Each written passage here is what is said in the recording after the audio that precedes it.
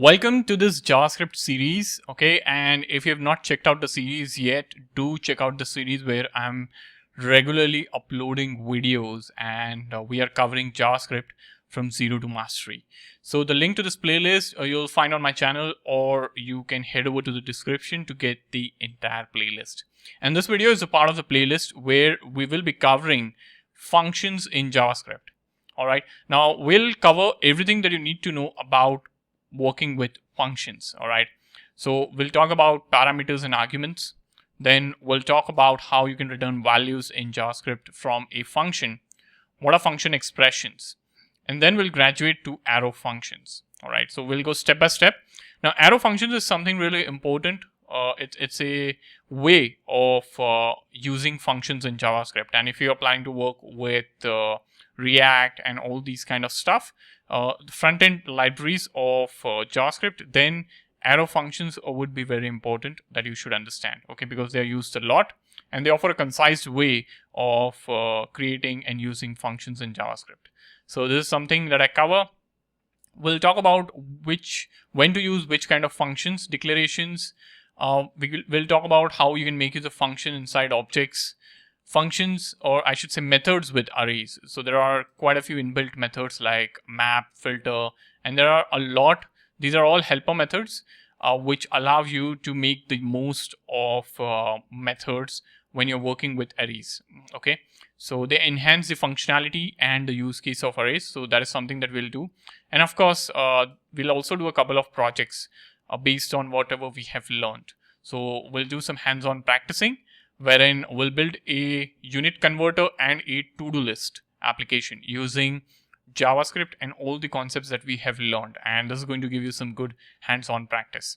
All right. And like all my courses, this is a live, I should say, I do live coding, and hands-on projects are there at every step. And examples are super simple, very easy to understand. So if you're a beginner, newbie, don't worry. Okay, this should be a cakewalk for you. And also there are lectures.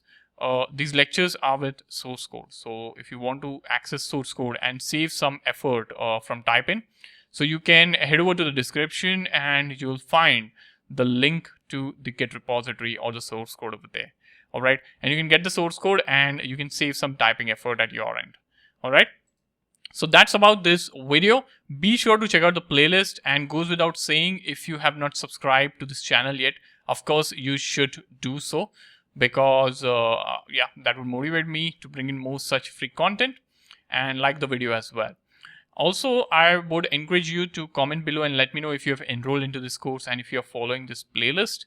All right. And also feel free to mention who you are and where you're joining in from. So without further ado, let's jump right in.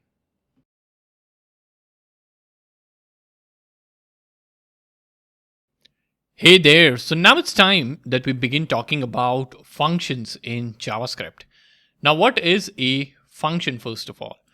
Now, a function is essentially a block of code. So it is multiple lines of code that is grouped together, and it is designed to perform a specific task. The best part about function is that it can be reused multiple times across the program. Now, let me show you how you would write functions and why would you write so. Okay, so let us say we have a very simple task of greeting a user. Okay, so I'll say hello, and let us say I'm greeting a user. A user name is Alice over here. Okay, I'm doing this. Now let's say I wish to do this greeting 3 times.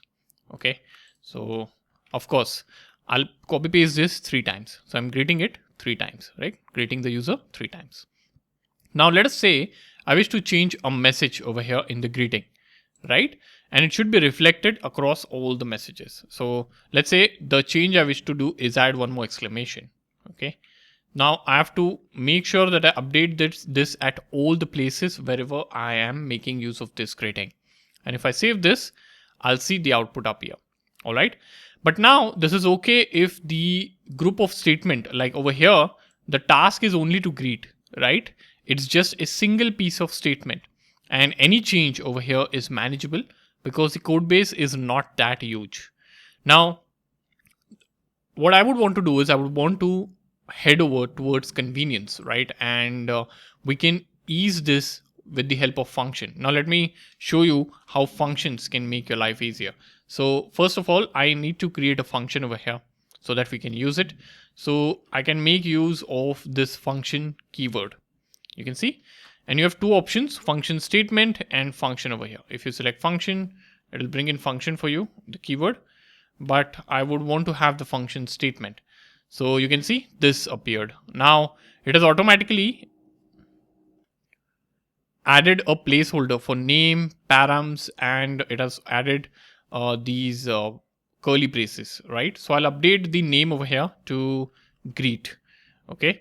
And in place of params, I'll just remove this for now, and I'll within the body. So this curly brace, okay, within these curly braces, you can have the function body, right? I use this term function body. Now, what is function body? Function body is the block of code that can be executed when this function is called. Okay, so let's say I move this code over here. Okay, and now I don't need to call the greeting this way or greet the user this way. Okay, instead what I can do is I can call this function, right? So now I have this function greet. Okay, the name of the function is greet. So every function that you create must have a name. Okay, and you are assigning it a name because you need to call that function later on, right? So now if I want to call this function, I'll say greet, and I'll have round brackets opening and closing.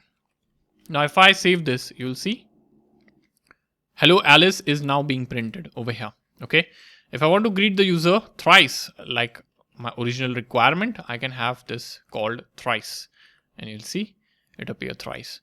Now if I want to change the message, so let's say if I want to get rid of this extra exclamation that was added, I have to make that change at only one place, right? And it is reflected everywhere, and it's reflected everywhere essentially wherever this function is being called. Okay, because it's the single block of code that is being reused and called multiple times. Here in this approach, what you're doing is you are duplicating the code. You're duplicating console.log thrice to make this task happen thrice, right?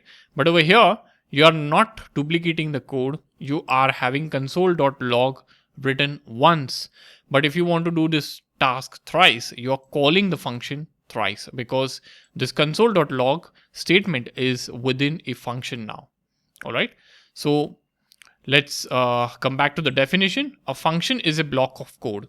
Okay, you can see this is a block of code. Now you can have multiple statements over here. Let's say I also want to greet the user and say you are now logged in. Okay, something like this. I'm displaying these kind of messages. Okay, you can see hello Alice, you are now logged in. Hello Alice, you are now logged in. Hello Alice, you are now logged in. It's coming in 3 times each message. Okay, so it's a block of code. Now within these curly braces, you can have multiple lines of statement, right? Multiple lines of JavaScript code, which is a part of this function, and it is invoked or called whenever this function is being called. Okay, and the next part says it is designed to perform a specific task. So you are essentially grouping multiple statements together and you are naming it as function, and this is designed to perform a particular task. For example, over here, it is designed to greet the user, right? And you're making use of this function keyword over here. This is something that is not to be missed if you're creating functions this way. All right.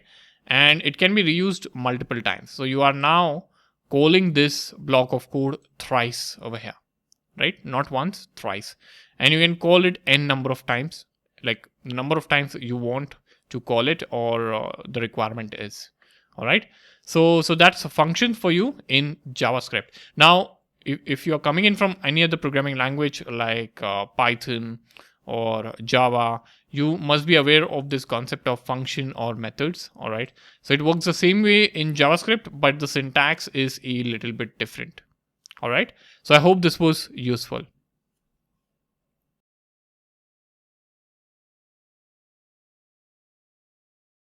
So right now I have a function named greet, which is used to greet users.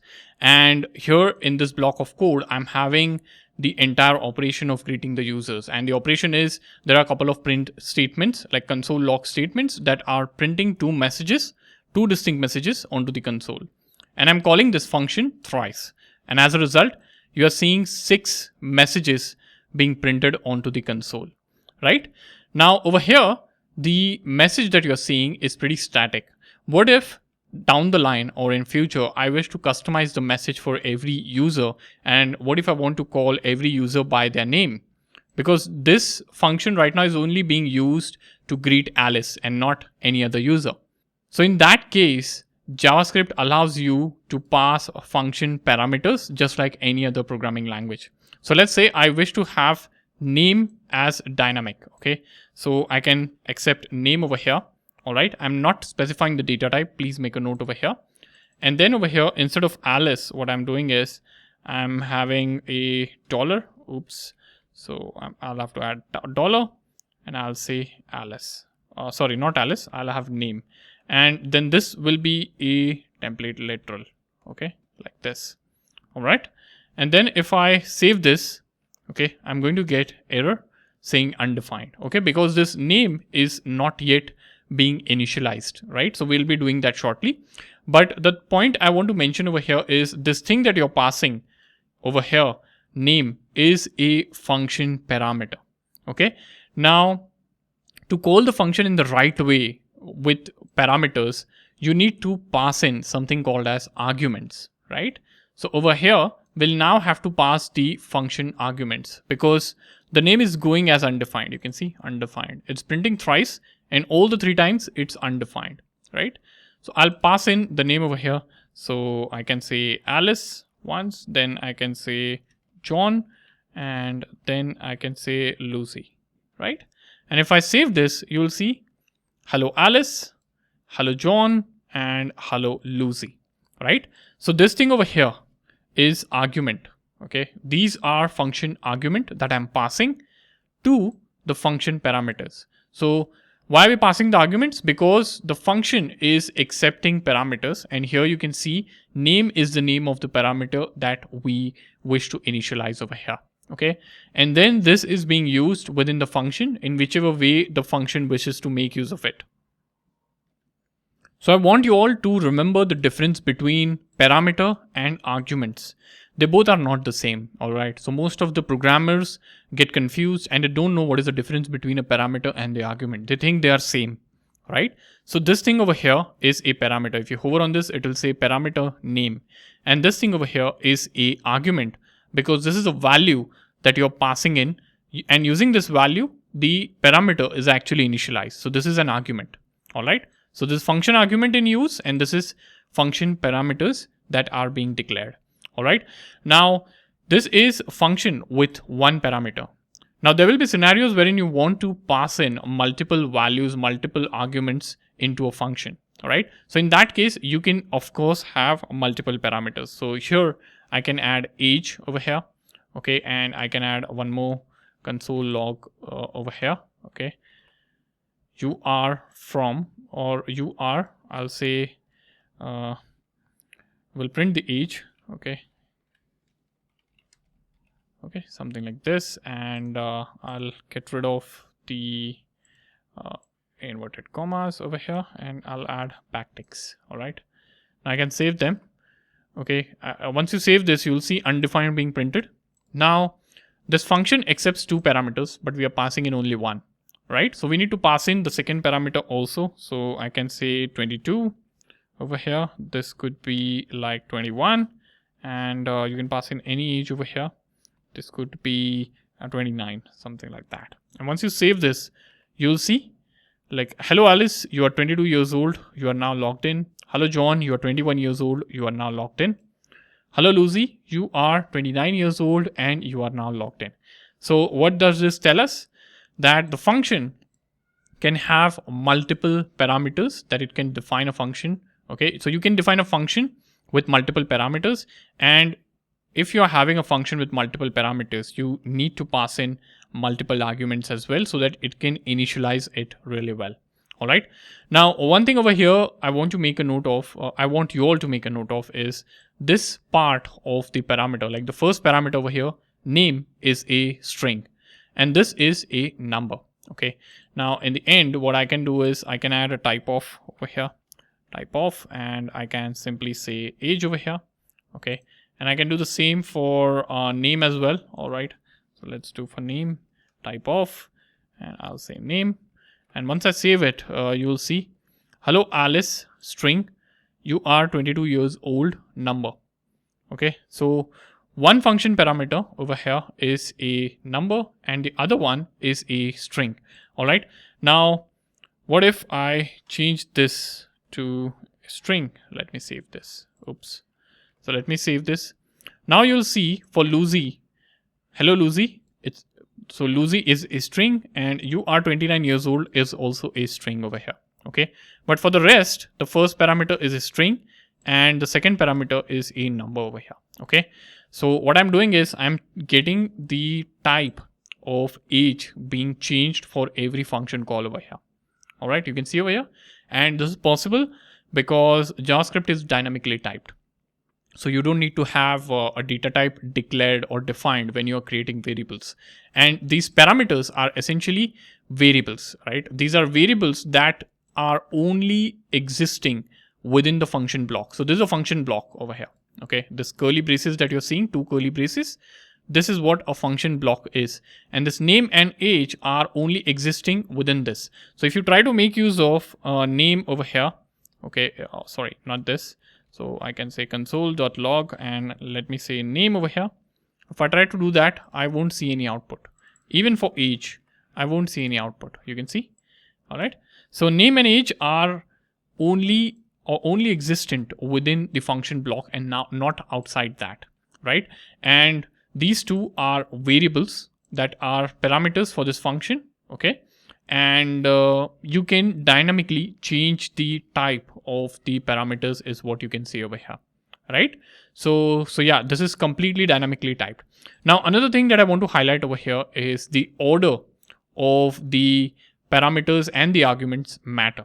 Okay, so for example, if I change this age over here and if I change name over here, okay, so age I made first. Now if I save this, you will see hello 22, number, you are Alice years old. Okay, which is absolutely wrong, right? Because we interchange the order over here, right? So if I do Control Z over here, you can see like it's all correct now. Okay, and also this has to be passed in the order. Okay, so it is initialized in order. So this first parameter will be initialized with Alice. 22 will be initialized with each. So order matters a lot. Okay, so if you're having 10 parameters, you can have as number, like you can have multiple parameters. Here I'm just giving example of 1 and 2, but you can have 3, 4, 5, 10 parameters. That's absolutely okay, right? But if you're having those many parameters, then be sure that you're passing the values in order and you're not messing up with the order, because the output that you'll get will be messed up totally. So I hope this is so far so good. All right. So now I want to talk about default parameters. And for that, what I will do is I will simply duplicate this function. I'll just copy paste. Okay. And you can see, I'll just rename this function. Okay. I'll say greet person over here, and I'll have just one parameter over here just for the sake of demonstration. All right. I'll get rid of all the other statements over here. We'll keep things simple. All right. So this is my function, which is greet function. Greet person it's called. All right, not greet function. So another thing over here that you can notice is a single JavaScript program can have multiple functions defined for different purposes, of course, right? So here I'm creating another type of greeting. All right, now let me call this over here. Okay, if I save this, you won't see any error. Okay, now let me call this greet person, and I've called this function. Okay. Now, the moment you call this function without any argument, what are you seeing? You are seeing hello undefined. Why are you seeing hello undefined? Because this name is not yet defined. Okay, it does not have any value because you have not passed the argument. All right. Now, there will be scenarios wherein you wish to set some sort of default values for parameters because the caller or whoever is calling the function might not pass the values always. And in that case, you might want to have a set of default value with which the parameter is initialized. Now, one way is to have a default value over here. Okay, but this is not good. All right, I can have a default value like guest over here. Okay, and I can save this hello guest. Okay, but this is not a good way of doing things. If I actually pass a value, that value will be overridden. And if I don't want that to be overridden, I need to add unnecessary checks over here. Okay, but JavaScript provides a simple way to do so. All right, what you can do is when declaring the parameter over here, you can actually initialize the parameter with a default value like so. Okay, something like this. And if you save it, you'll see hello guest being printed over here. All right. Now, if you're not passing any parameter, you're seeing this output. If you pass any sort of parameter, so if I say hello Ron, all right, if I save this, you'll see hello Ron being printed. Okay. So if you're passing in any sort of parameter, you'll see that parameter being, if you're passing any sort of argument, not parameter, if you're passing in any sort of argument, you'll see that argument being used. But if you're not passing any sort of argument, then the default value will be used, provided you have defined a default value over here. Okay, so this is an example of a function with default parameter value. All right, so this is how this is very helpful. People, like, there will be scenarios like, for example, this is a greet person, right? So if we don't have the name of the user over here, okay, we can have a name being initialized to guest over here, right? And then what can happen is guest is being used if the name is not available. If you don't want to use guest, then you need to pass in the name, actual name of the user. Okay, so irrespective, user will see a decent output. He won't see hello undefined, right? So it will be a decent output, right? Now this is a function with default parameter value. All right, I want to talk about function with rest parameter. Okay, so function with rest parameter. All right, now what does a function with rest parameter mean? All right, so let's say I have a function called calculate sum. All right, let's say, and here in the place of parameter I have a comma b, two parameters. All right, and what this function does is it will say console.log. It will just do a plus b over here. All right. Now the thing is, I wish to call this function. All right, so what I will do is I'll say calculate sum. I'll pass in 10, 20. All right, pretty simple. So it will print 30 as the output as expected. Right. Now the scenario is, or the problem statement is, this will work fine, or this will do the job if you know like how many arguments you are going to pass. Right. Now, if you're not sure of the number of arguments that you're going to pass into the function, then in that case, you can make use of variable number of arguments, right? So you need to change the syntax over here for that. And you need to add 3 dots like this. And you can say numbers, right? Now, what this tells is that numbers is the name of the parameter, okay? But it's of variable number. Right, the count is not fixed. All right. Now the question is, how are you going to use this inside the function if the count is not fixed? All right. So for that, we'll have to make use of a for loop. Okay. So I'll say let sum is equal to 0. Okay. And I'll say for. So if you're coming in from some other programming language, all right, like Java, C++, or any sort of programming language, then it's likely that you must be aware of what loops are, right? If you're not aware, then that's completely okay. Just stick with me. We'll cover everything as we go. All right. But for now, I'm adding this for loop, and I'll say sum plus equal to, and I'll say number over here. Okay. And then in the end, I can do console log over here. Okay. And I can say sum over here. Something like this. Right now over here I've passed in 10, 20, which is giving me 30 as the result. Okay, I can pass in 10, 20 and then 30. It will give 60 as the result. I can copy this again, and I can pass in 10, 20, 30, and I can pass in 80.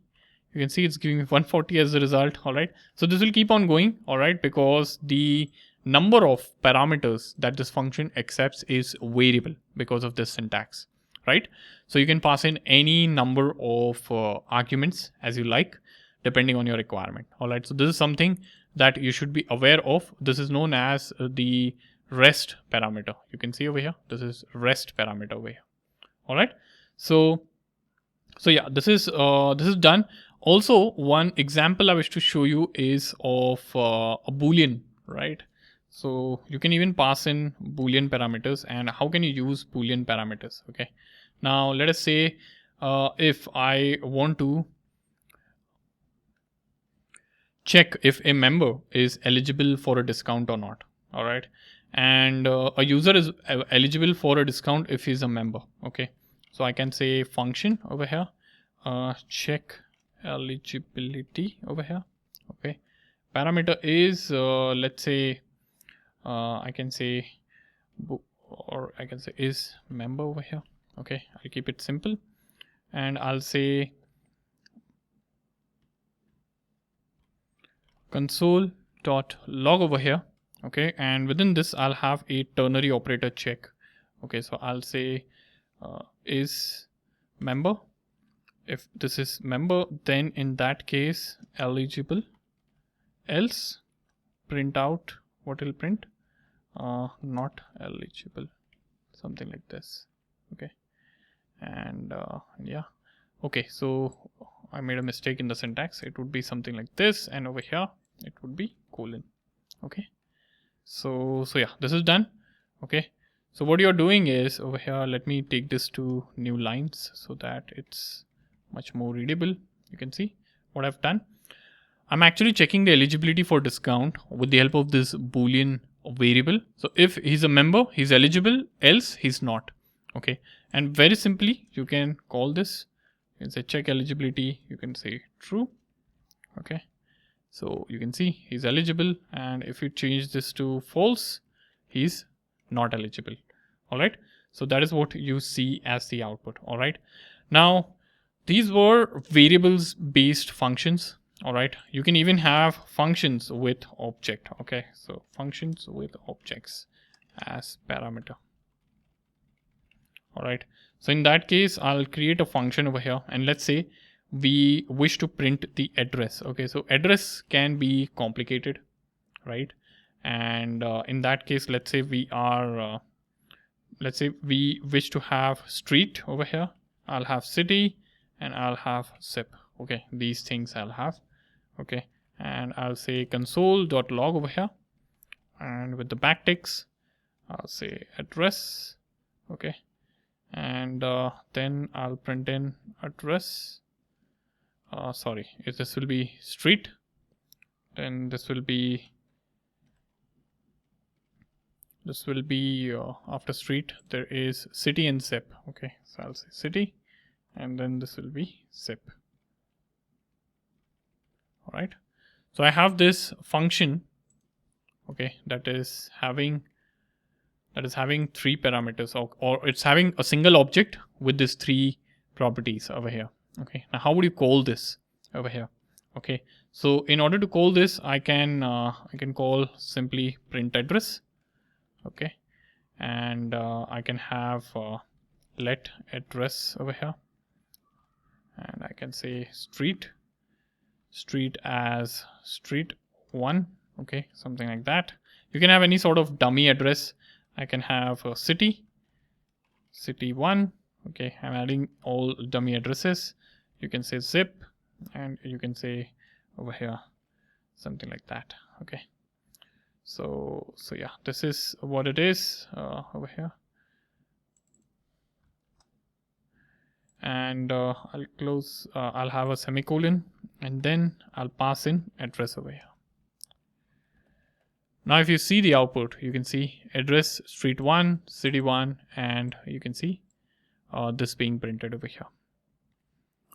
So I'm actually getting the output on multiple lines because I've like added line separation. So I'll just go back and I'll move everything to single line, and you can see the output now. All right. So this is how you can get the objects passed. All right. You can even have a print address over here. This is also another syntax. Okay. And you can directly create the object over here. So you can say street colon ABC. Okay. This way also you can pass in. All right. You can see street is being passed in now, and the rest two are undefined. Right. So it's important that the key is right for all the key value pairs. All right, so here you can say city22, save. You can see the output here. Okay, so you can pass in or create object dynamically like this also over here. All right, and also one more thing I wish to highlight over here is arrays. Okay, so functions can also be used with arrays as parameters. All right, now in this case what we will do is we'll have function. Okay, I'll say print numbers, and I'll have numbers as the parameter over here, and I can say console.log, and I can say numbers, something like this. All right, and I can call this function. Okay, so let me call this. So I'll say print numbers, and let me call this. I can say 1 2 3 4 5 6. All right, if I save this, you'll see the array being passed into the function. So this is also an example of function with array. All right, so this is all I had to talk about different parameters. I mean the function parameters and the function arguments. All right, I hope this concept is clear. The distinction between parameters and argument is also cleared, and I hope you have some clarity as to how you can create functions that accepts different arguments, and you can make use of it in JavaScript. All right, so I hope this was useful.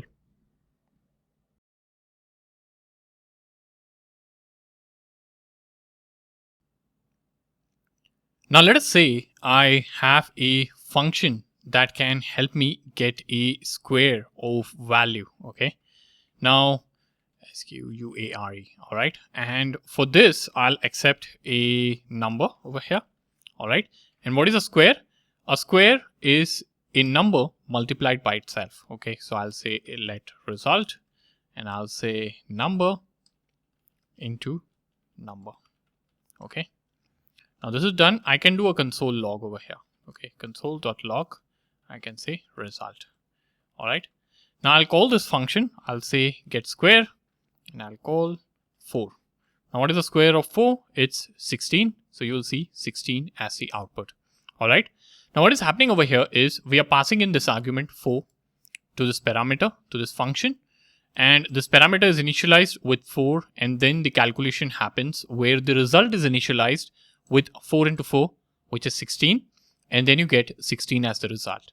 Right, now this 16 or the result is not accessible outside this function. Right, now there will be scenarios wherein you might want to do certain sort of processing. All right, certain sort of operations where you're processing some data, some information, and then you want to get that processed value. Over here we are not getting the processed value back from where we called. Right, so here we are asking the function to get the square of 4, but what if I want to make use of square over here? I cannot access result over here. Okay, so if I simply move this statement from here to here, it won't work. Right, you can see result is not defined, and the reason is result is created inside this function block, so it exists over there itself. Right, you cannot access it outside the function block. So how do I get the processed data from the function? Now this is where you can return the values. Right, so here what I'm doing is instead of printing it over here, I can simply say return. I can make use of this return keyword over here. You can see this return, and I can say result. Okay, now what will happen as a result of this? The result would be returned. Okay, and where is it returned? From wherever you call the function. So from wherever, whichever position you are calling the function, there this result is returned. But the thing is, you're not seeing it over here, right? So to get the result, you need to catch it. And how do you catch it? You can say square num over here. You can create a variable and you can catch it this way. Okay, and you can print this variable. So now you'll see 16 as the output. So what we are doing essentially over here is we are creating a function get square to process or to get the square of a number, and it can be any number, and we are getting the result over here. Okay, and we are logging it over here. Right, now this thing this way of doing things is known as returning the value from a function. And here we're getting that value and we are doing some further processing, right? So yeah, this is how you can return and use the values from a particular function. Now the thing over here is here we are just returning single value. Of course, you can have functions that return multiple values as well. How would you do that? So I can have function, okay, over here, and I can say get user info, okay, and I can say name comma age, okay, I can say return, I can say username colon name over here, okay, and I can say user age, and I can say age over here, okay. So this is done, and okay, so this is done, and I'll have so instead of adding this, what I can do is I'll get rid of this and I can have this initialize it this way, okay. So I'm having name test and I'll have age as test, okay. Now how do I get this value into the place wherever I'm calling this? Okay, so what I can do is I can say console.log, okay. I can straight away over here say, I can say get, sorry, not get, I can get, oh yeah, it starts with get actually, get user info, and I can just call it this way. And you'll see the user info being printed over here, right? Instead of printing it onto the console, what you can also do is you can unpack this, right? So here there are two properties coming in, username and user age. So you can unpack this and assign it to separate variables. How would you do this? So you can say let over here, you can say username, and you can say user age over here, okay. Is this okay? You're creating over here and you're calling get user info, all right. And now if you do console.log over here, user name comma user age, you can see name is this and age is this, okay. Now what we are doing is when we are getting the value, so when the value is returned from get user info, it is returned in the form of object. So this is actually object over here, key value pairs, right? And this is how you can return multiple values from a function. And we are getting an object as a return type. So what we are doing is we can either print it onto the console. Okay, we don't want to print it. We want to handle it in a custom way. So what you can do is you can unpack these values and you can assign it to separate variables using this syntax.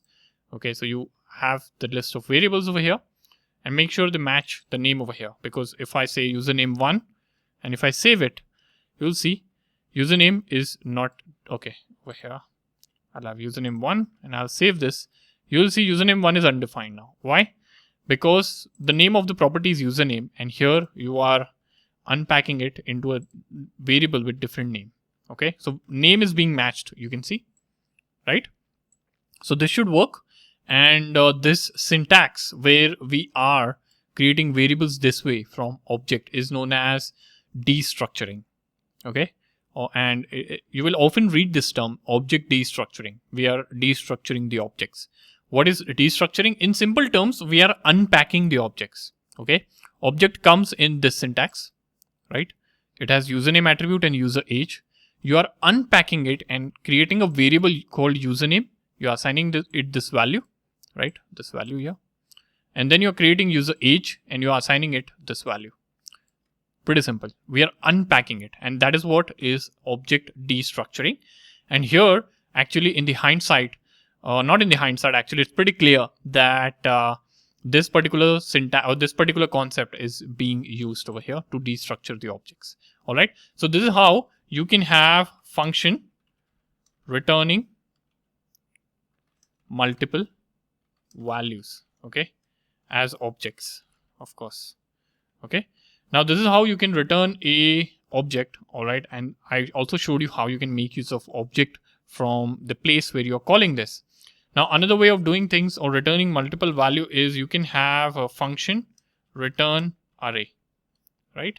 So you can also do that. Now how would you do that? So let me show that to you. So you can say function and you can say get dimension over here, okay, I won't accept a parameter. So let's say we are creating a function to get the dimension. I'll say return, and we can straight away have an array over here. I can say 200, 300, 500.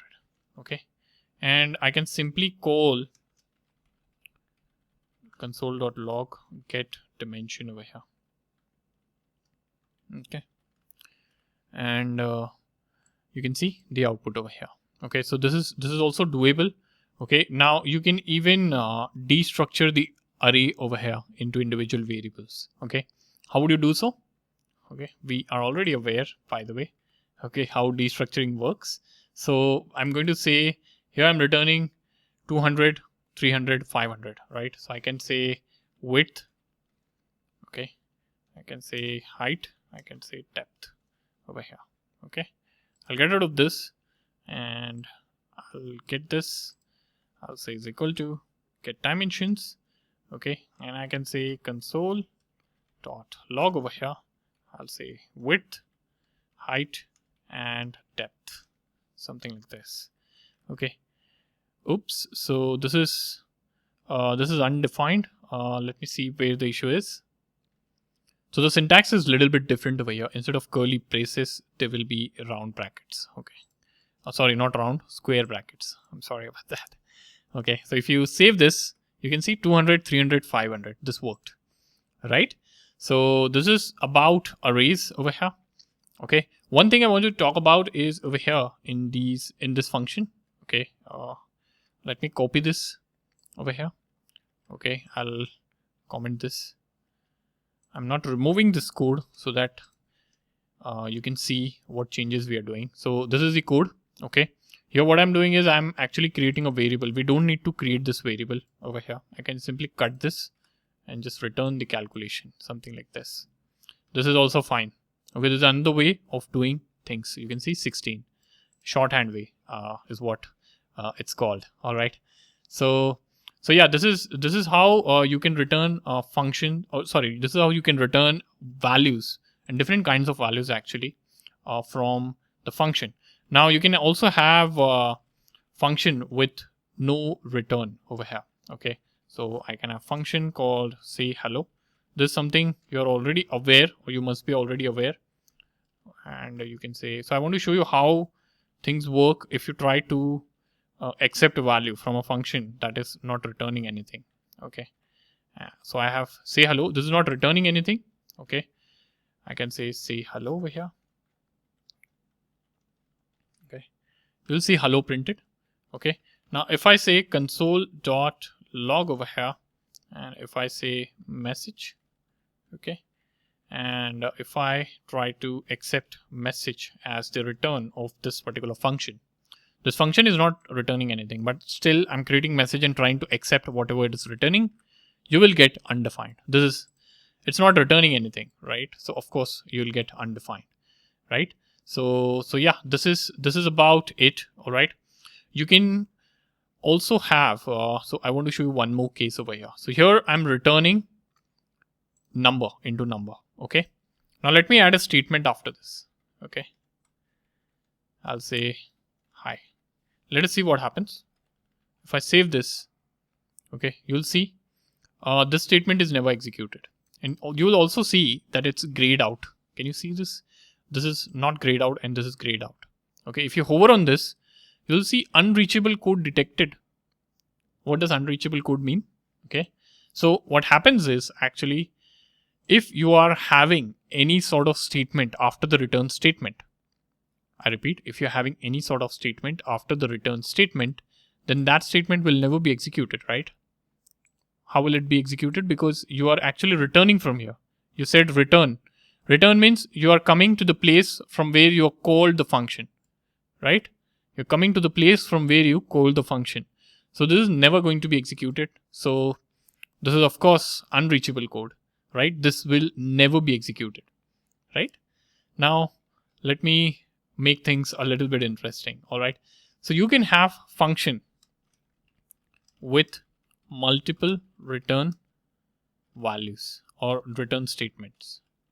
Not values, I should say return statements, because values already we have seen, like how you can return multiple values in the form of objects and arrays, right? So let's say I have a function wherein I want to check age of the user. Okay, I'm checking age and I'm accepting age over here.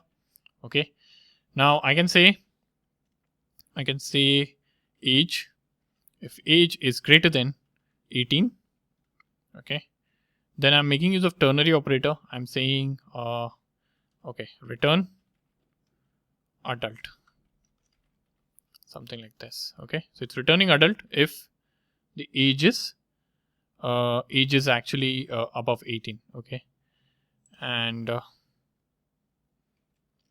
oops, so this is not allowing us to return over here ternary operator, so I'll have to make use of if statement over here. Okay, so I'll say if age is greater than 18, then in that case, okay, I'll want to return adult, right? I'm returning adult. Okay, else what I'll return is minor, let's say. Okay, so yeah, this is done, and I'll have semicolons. Okay, so here what is happening is, observe this carefully, people. Okay, I'm having a function where I'm having two return statements: return adult, return minor. Okay, so this is absolutely valid. Okay, because these two return statements are not executed at once. Either of these will be executed depending on the condition, right? So if the condition is true, this will be executed. If the condition is false, this will be executed, right? And this is how the if statement works. So we are first checking this condition and then we are executing this, right? So you can have multiple return statements. This is absolutely okay over here. All right. And if I try to run this over here, I can say console.log over here. Okay. And I can say check age. Let me pass 14 over here. Okay. I'll copy this and I'll save this. You'll see minor as the output. If I run this again with age of 24, you'll see adult. All right. So here we are making use of return with if statements, and this is absolutely valid. Okay, there is no issue as such. All right. So I hope this is making sense now as to how function can return values in multiple and different scenarios. All right. So I hope this is useful.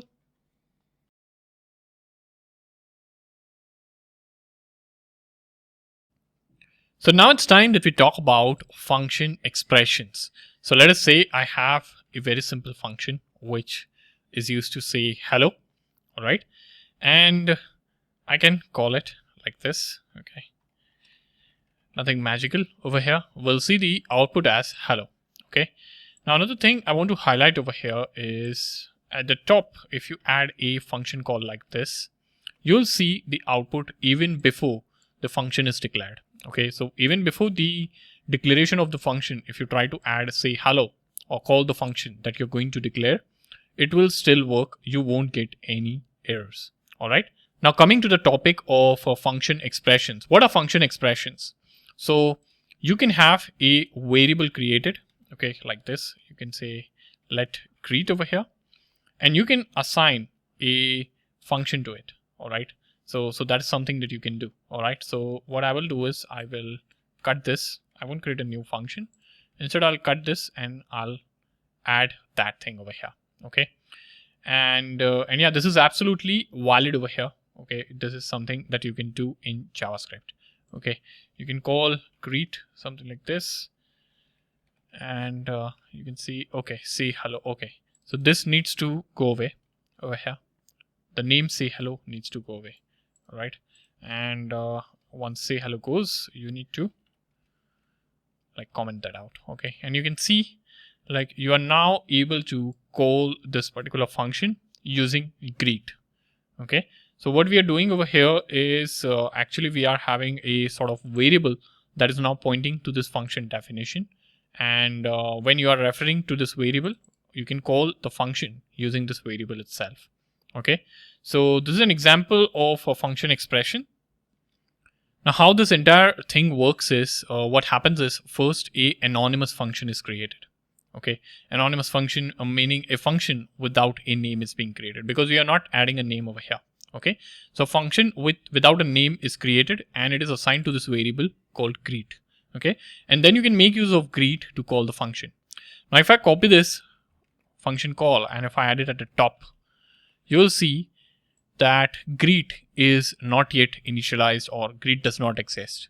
All right, so unlike say hello, where we were able to call the function with its function name, we are not able to call function with greet, because greet is essentially a reference that we have created that is pointing to this function.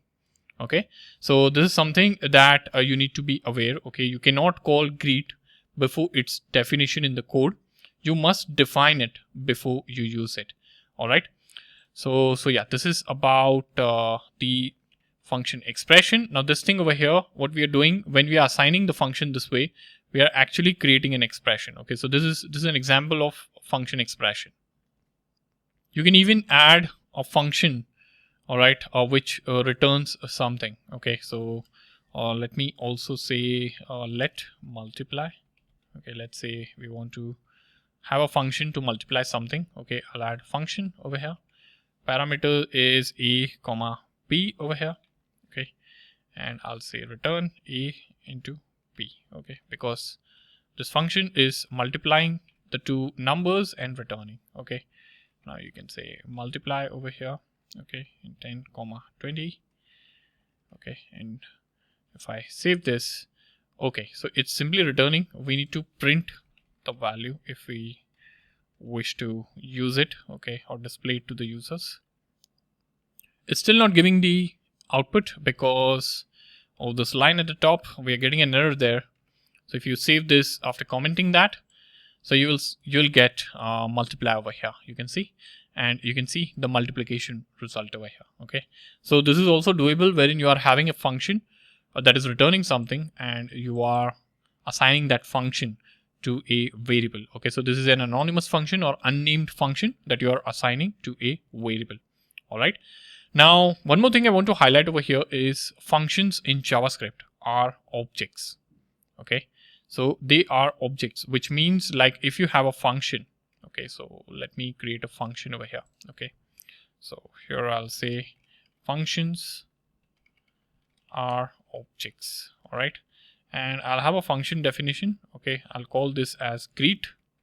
Okay, no parameters. I'll say console.log and I'll quickly say hello over here. Okay, so yeah, this is a function. Now what you can do is we have this function. Okay, greet has already been defined, so say hi. Okay, or say hello would be. All right, so if you call say hello, it will work, of course, nothing magical, right?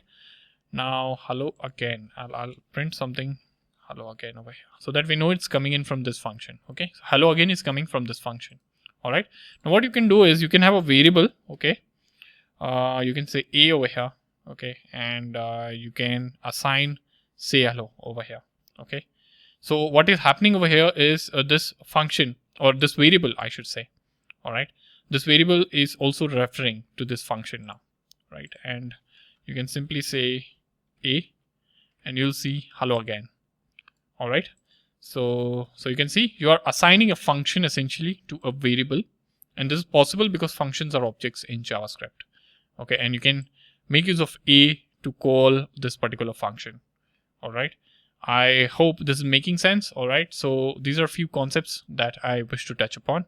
I hope this was useful.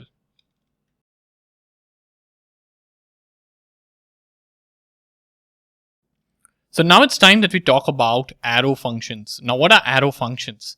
Now arrow functions is a syntax, and the syntax provides a more concise way of creating and writing functions in JavaScript.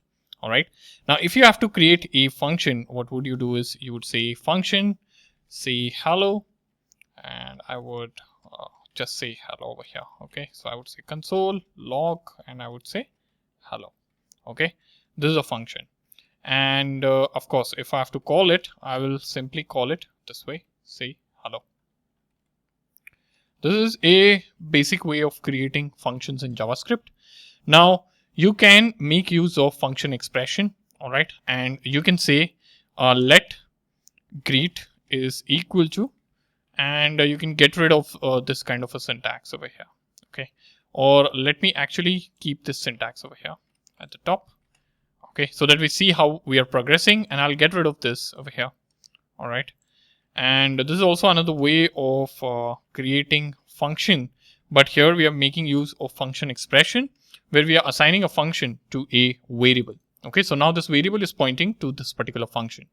Now in JavaScript, you can improve or make this even more concise. All right, so what you can do is you can say over here greet, and I'll say greet arrow. So we'll see what arrow function is. So you can skip this function keyword over here first of all. All right, so you can get rid of this function keyword, and since our function is just having a single statement, I can simply like get rid of the curly braces, and I can simply say, or I can simply do something like this. All right, so I'm making use of arrow over here to define the body of the function or the definition of function. Now I can say greet arrow over here, and I can save this, and you'll see hello being printed onto the console. All right, so this syntax over here is the syntax of the arrow function, and you can see this is a function creation in a normal way.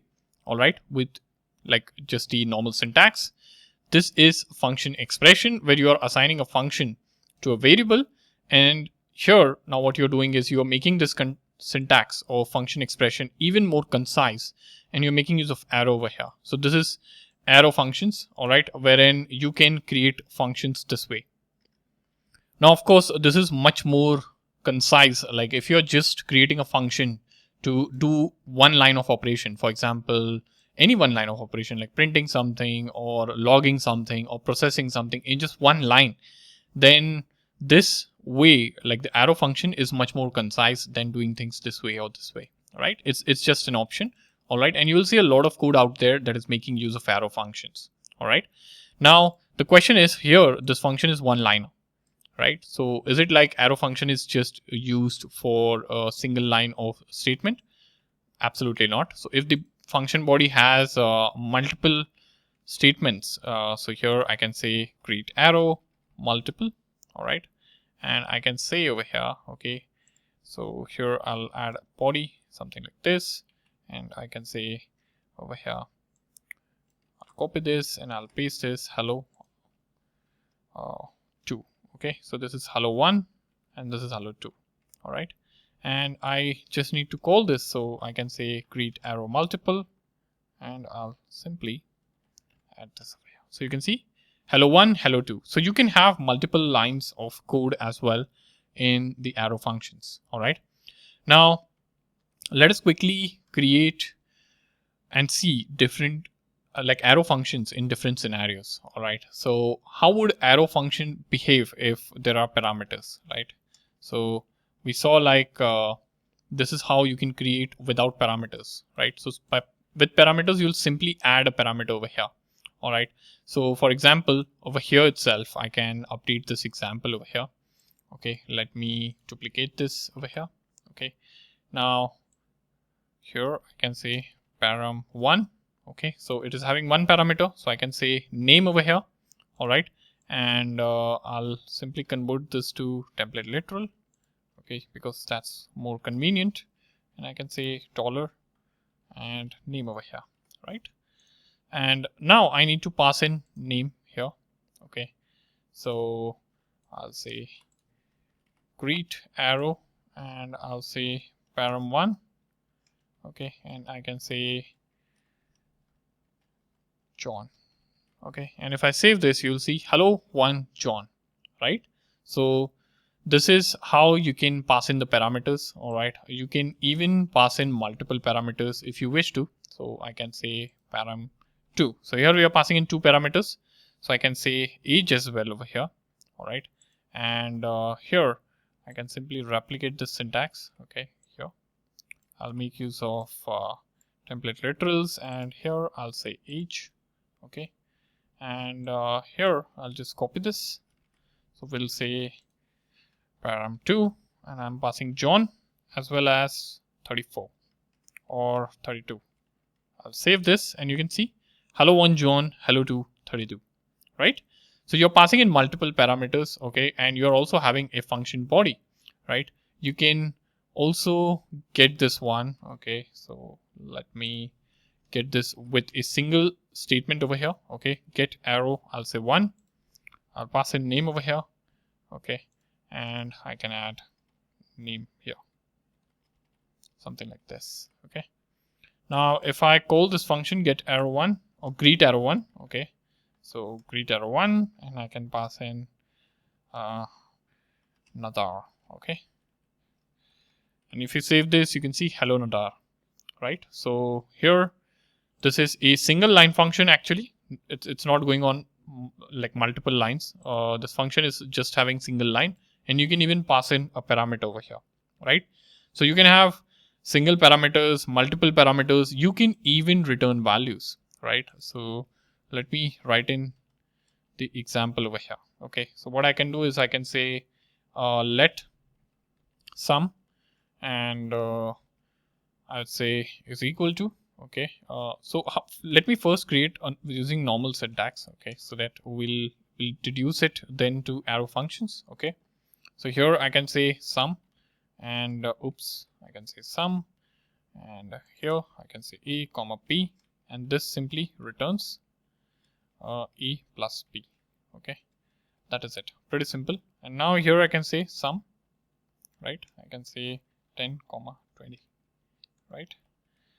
And I'll put this entire thing in console log, okay. So because we are simply returning and we are not printing anything, right? So it won't be shown on the console.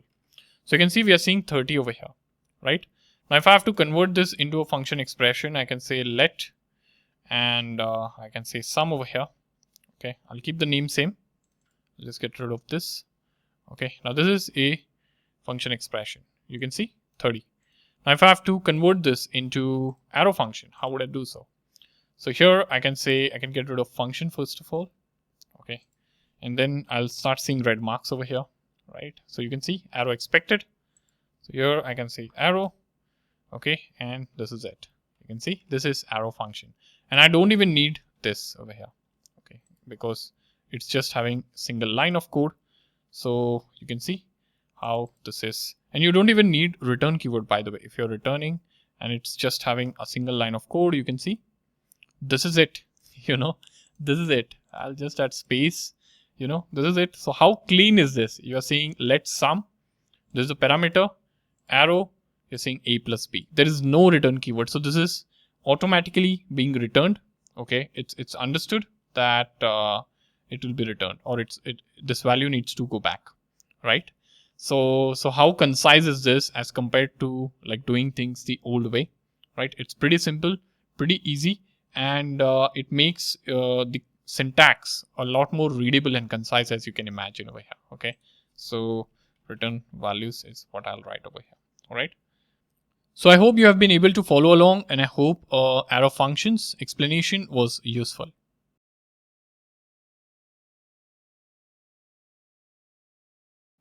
So let us talk about how you can make use of functions inside objects.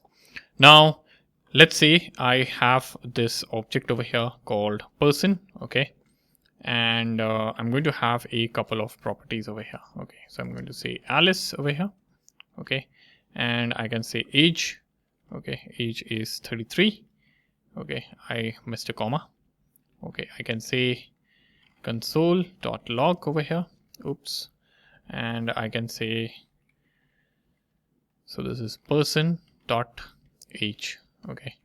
Now I can add backticks over here. I can convert this into template literal, and I can say hi I am, okay, and I can actually add an expression over here, okay. Now this will be name, all right, because name is what makes sense. And if I save this, you will see hi I am Alice. All right, so what we are doing is we are referring to the properties within the objects using dot notation over here, right? Now you can have functions inside objects. Now if you are adding functions inside objects, they are known as methods, all right? So here I can simply keep on adding statements over here, like I can say my age over here. I can print in my age, person.age over here, Okay, but this is outside the object. So I can add this thing inside the object with the help of function, like I said. So I'll just cut this over here. Okay, and I'll first add a comma, because methods that you're adding, like I said, a function inside a object is known as method, right? So if you're adding a method over here now, okay, this should be comma separated because it's a attribute, right? Or a property, I should say. So I'll say greet over here. I'll say function like this, and I'll add it over here. Okay, if I save this, nothing happens because I need to call this. So I'll say, oops, it won't be greet. I'll say person dot greet over here. Okay, I don't need to call console.log over here because I'm already doing console.log within this method over here, right? So I'll say person.greet and I'll save this. You'll see, hi, I'm Alice, right? I'll just get rid of this one over here. Okay, so this is doable. Now I'll call this object as person Alice. I'll replace person Alice over here as well as over here. This is working fine. Now I'll add one more person over here, okay, which is the replica of this object over here, and I'll say person John over here. Okay, I'll copy his name, person John, and I'll duplicate this over here and I'll say person John.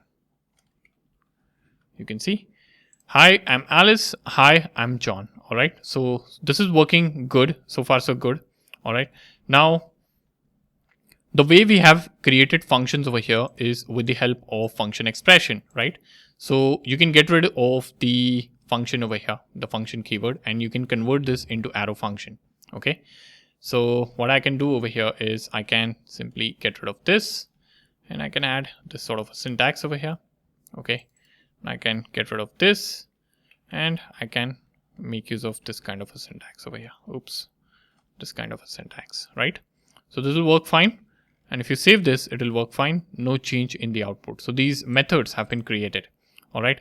Now I can get rid of the curly braces also, and I can make it look even more concise because I'm making use of arrow functions now, right?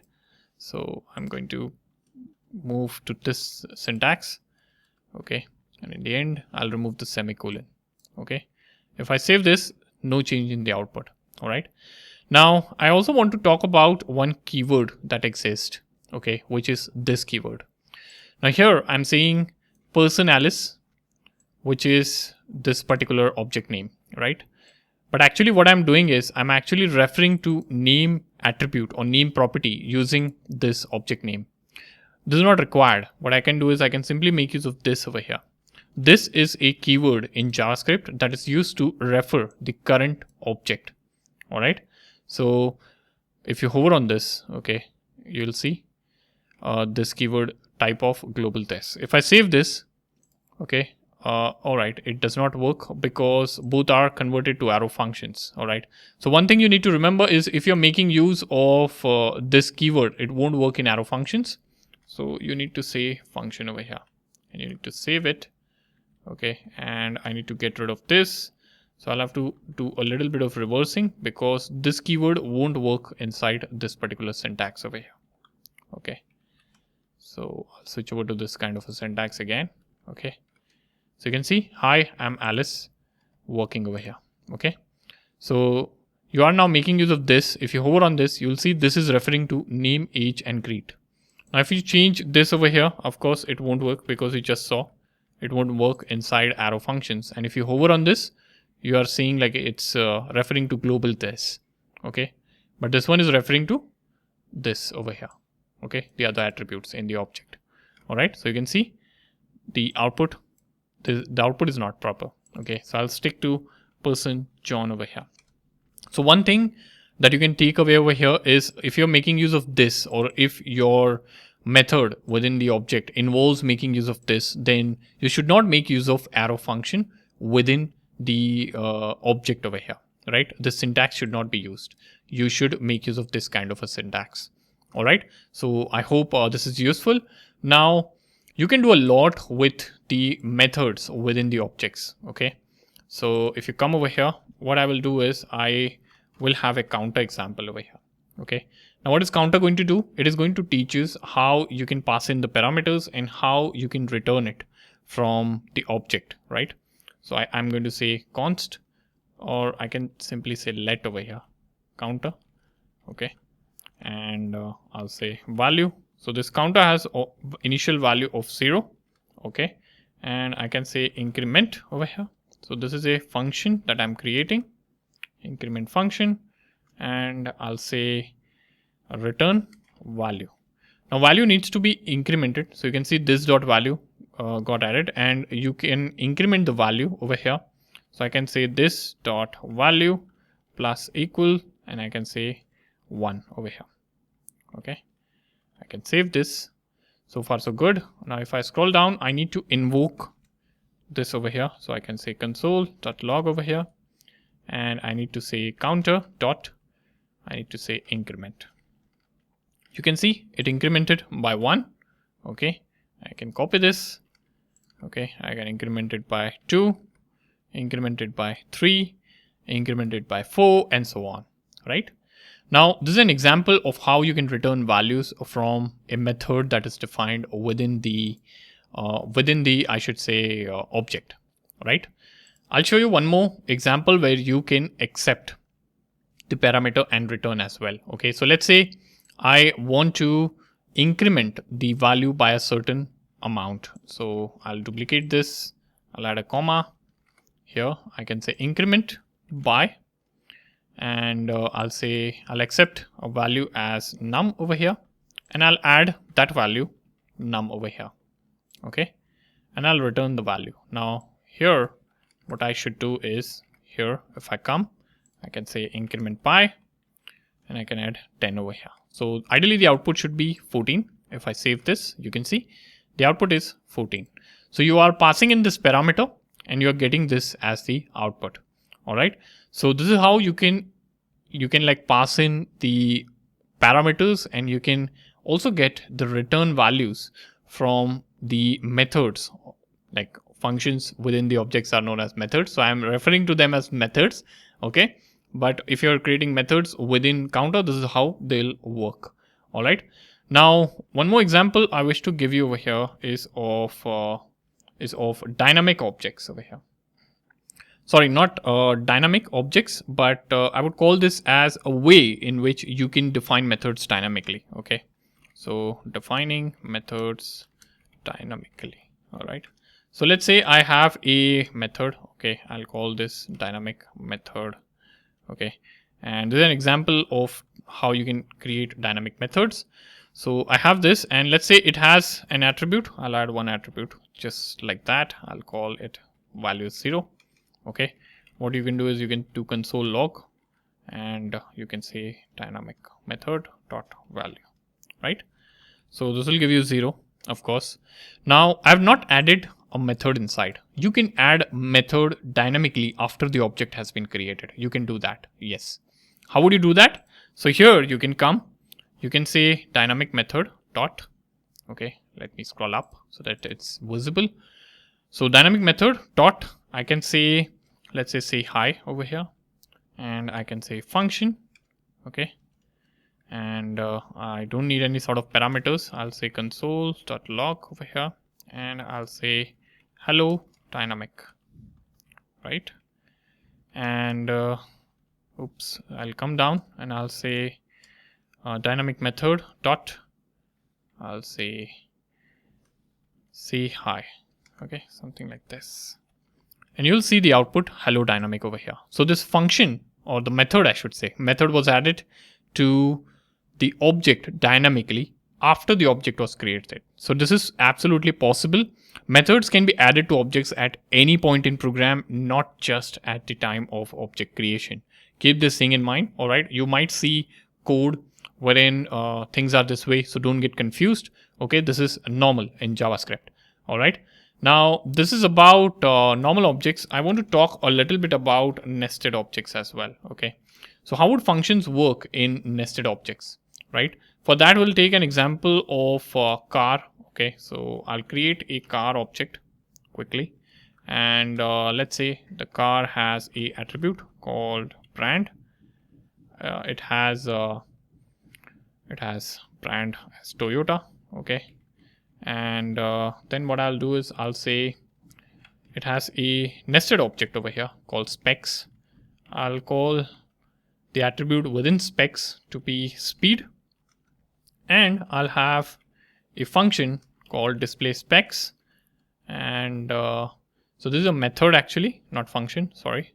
Okay, so terminologies, don't mess up with terminologies. I have a habit of doing so, but I hope you would call it method, okay, always, because they are called methods within objects. All right, so you can say speed is, or you can just simply display speed over here. So I can say speed, and I'll add, you can say this dot speed. Okay, now this is done. Now how would you call this display specs, right? So it's an object within object, right? So I don't need to do console log. I'll just get rid of this, but I can say car dot specs dot display specs. You can see. So you'll see speed is 120. So this is how you can refer to methods that are created within nested objects. All right, objects within objects. So that is how you can do things. All right. So I hope this is useful, and I hope you have been able to follow along as to how things work with methods within the nested objects. All right. There is also one shorthand version. Okay. Now let me show that to you. All right. So what I would do is I'll make use of existing object over here. Okay. I'll make use of existing object. Okay. So shorthand version over here. So this is I'll say person shorthand. Okay. And I'll call this person as shorthand. All right. And now over here, what we can do is, instead of having this kind of a syntax over here, I can simply have function like this. Okay. So I'm not making use of arrow functions here. Keep this in mind. All right. But I'll add a semicolon and this. Okay. And yeah, this is it. And you can make use of person shorthand over here. All right. And this should work absolutely fine. You can see. Okay, it's saying, hi, I'm John, because this is referring to person John. So you can see this over here. Okay. So you can see, hi, I'm shorthand. All right. And this is a shorthand version. Like you might also see this kind of a syntax when working with objects. Okay. So methods created this way. All right. So this is one way. All right. Another way is using arrow functions, and then you also have function expression like this kind of a syntax. All right. So these all are valid, and they would work absolutely fine. All right. So I hope it's clear to you all, and I hope this was useful.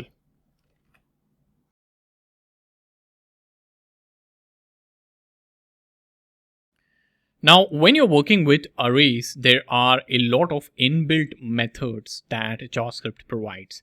And you can make use of these methods to work in a better way, or to do a lot of tasks when working with arrays. All right.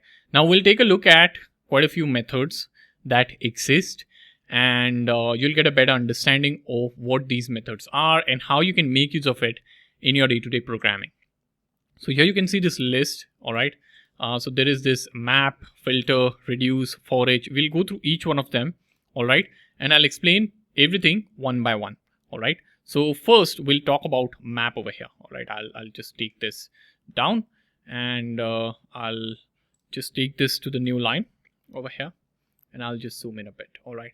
Now what is map? Now map method transforms each element in an array, and it will simply return a new array. Okay. So how does this work? Now this transformation can be any sort of operation or any sort of transformation that you want to do on every element of the array, and you want to collect all the transformed elements again back in a array. All right.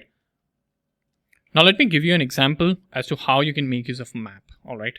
Now let us say I have an array called numbers. All right. Let's say it's a simple array. Okay, it's having elements like 1, 2, 3, 4, and 5 over here. All right. Now, let's say I have a requirement wherein I want to double each double every element in this array. Okay, so there are these many elements and I want to double each element that exists. So 2 becomes 4, 1 stays 1, or 1 becomes 2 actually. Okay, 2 becomes 4, 3 becomes 6, 4 becomes 8, and 5 becomes 10. All right, so what I can do is I can have a function over here. Okay, so I can have a function called double over here. Okay, and parameter can be num over here. Okay, and I can say return num into 2. Now this is a function that is going to help me double every element. Now how am I going to apply this function to every element of the array? Okay, so for that what I'm going to do is I'm going to say numbers, okay, which is our array over here. I'm going to say dot. The moment you say dot, you'll see that these are all the methods that you have access to, right? And you have one method over here which is map. So we'll say map over here. Okay, if you hover on this, you'll see calls it defined callback function on each element of an array and returns an array that contains the result. Okay, so I'm going to say map and I'm going to pass in the function over here. Okay, I'm going to simply say double over here, right? Now what this is going to do is it is going to apply this function to every element of the array. All right, now the return over here is an array again. So what I need to do is I need to collect the doubled elements back in an array. So I need to say doubled or double numbers, something like this. Okay, and then I can say console.log over here. Okay, oops, so I need to say console.log and I need to say double numbers, something like this. All right, and this should give the result. Now you can see over here 2, 4, 6, 8, 10. Right, so every element has been doubled. How did it work? It worked with the help of map method within arrays. So we applied this particular function called double that we have created over here, right, to every element of the array. Okay, so you can even have a console log over here. You can say console.log and you can say over here you can print num over here. Okay, so you will know against which number this is being called. So you can see it was called on 1, 2, 3, 4, and 5. Okay, if I change this to 14 over here, and if I save this, you'll see this turn to 14. So it is being called for every element that exists in the array. Okay, we don't need this console log. Okay, we just added this for additional information, but this is how it will work. All right, so I hope this is pretty clear as to how this is working and how map can be useful. Now here we have a separate function over here, right? This is a named function. You can actually convert this into a nameless function or a anonymous function. Okay, so you don't need a separate function declaration for this. Now, what am I saying and how would you do that? Okay, so I won't delete this, but actually I would copy this thing over here. Okay, now this is an example of using anonymous, right? Anonymous function. Right over here. So this is how we got the double numbers, wherein we were applying this function to every element in the array using map, right? So I'll say double anonymous. Okay, and here instead of passing in this function over here, what I can do is I can actually get this entire definition over here. I can copy this and I can paste it over here, and instead of double, this will be function. Okay, it will be function keyword. Okay, so let me scroll down a bit and let me zoom out a bit. So you can see this syntax over here. I'm saying let double anonymous. So this can be any variable that you have, okay, which can do the job of collecting arrays. Okay, arrays as in this entire operation will return an array, right? So you need something to collect it, right? So I'm saying numbers dot map, and instead of passing in the name of the function, I'm directly creating the function over here. So I'm saying function num return num into 2.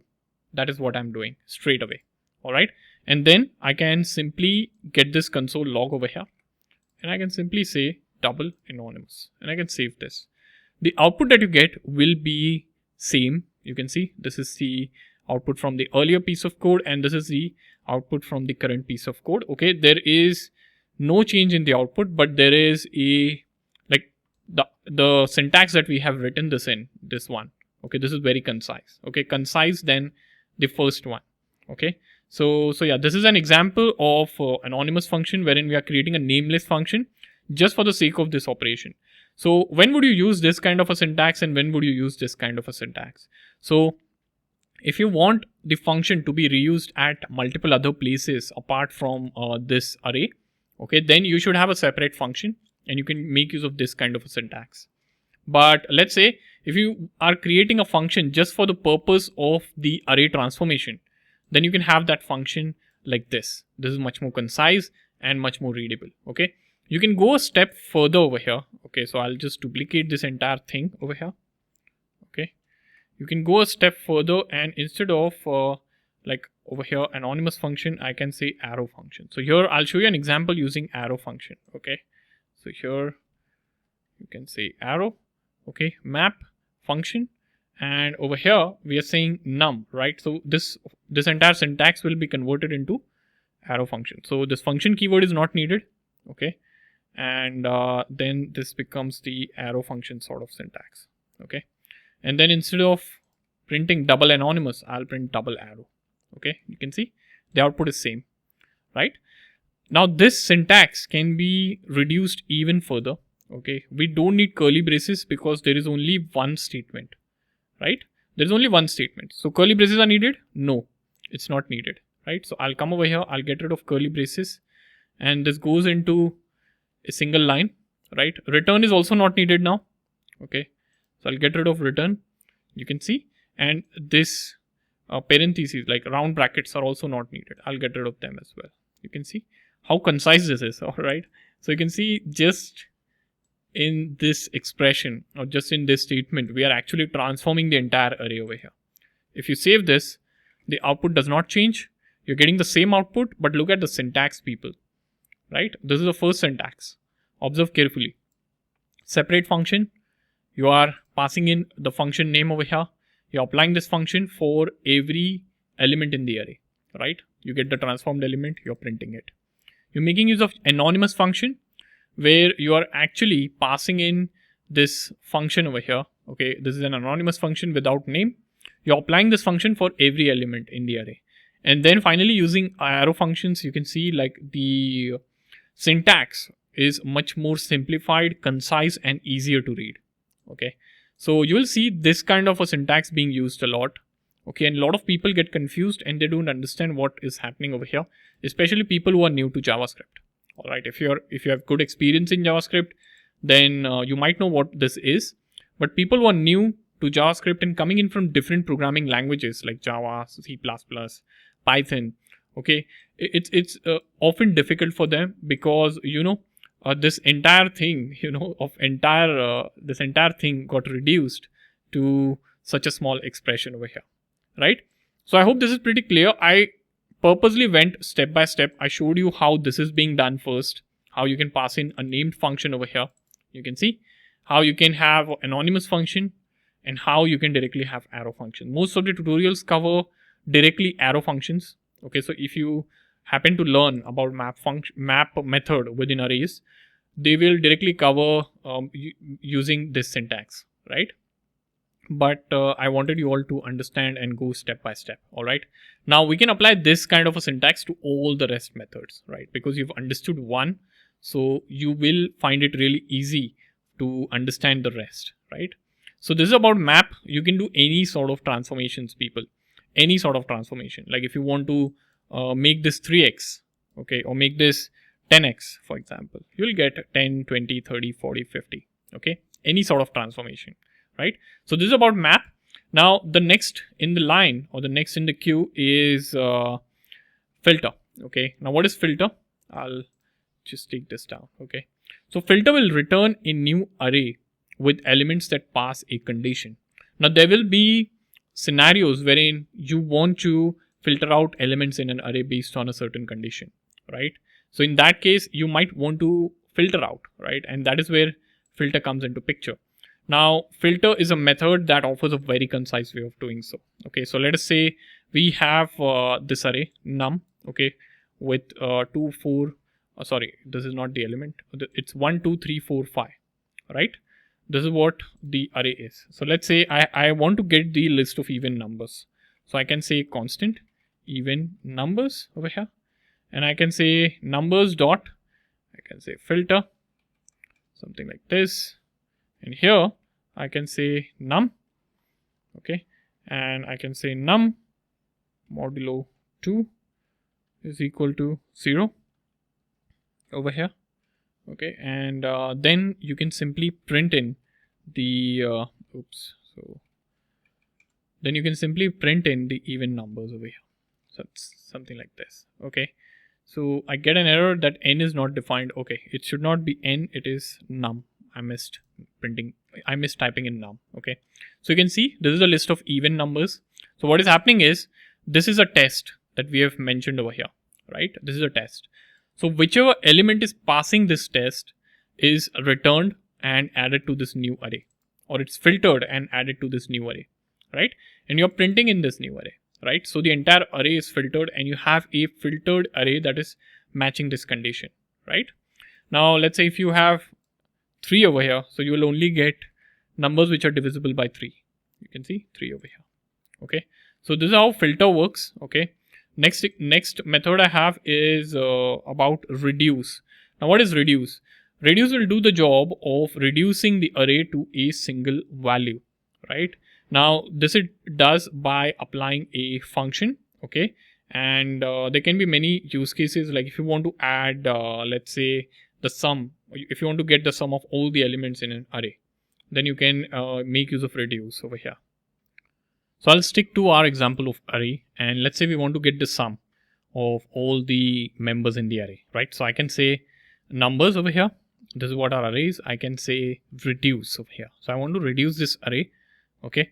Now I'll have to pass in the accumulator, okay. So I'll say accumulator. You can see the syntax over here. You can get the previous value, okay, and you can get the actual number. So I'm going to call accumulator over here, and I'm going to say current value, okay. So this is what I'm going to say, okay, and you can see the documentation. A function that accepts up to 4 arguments.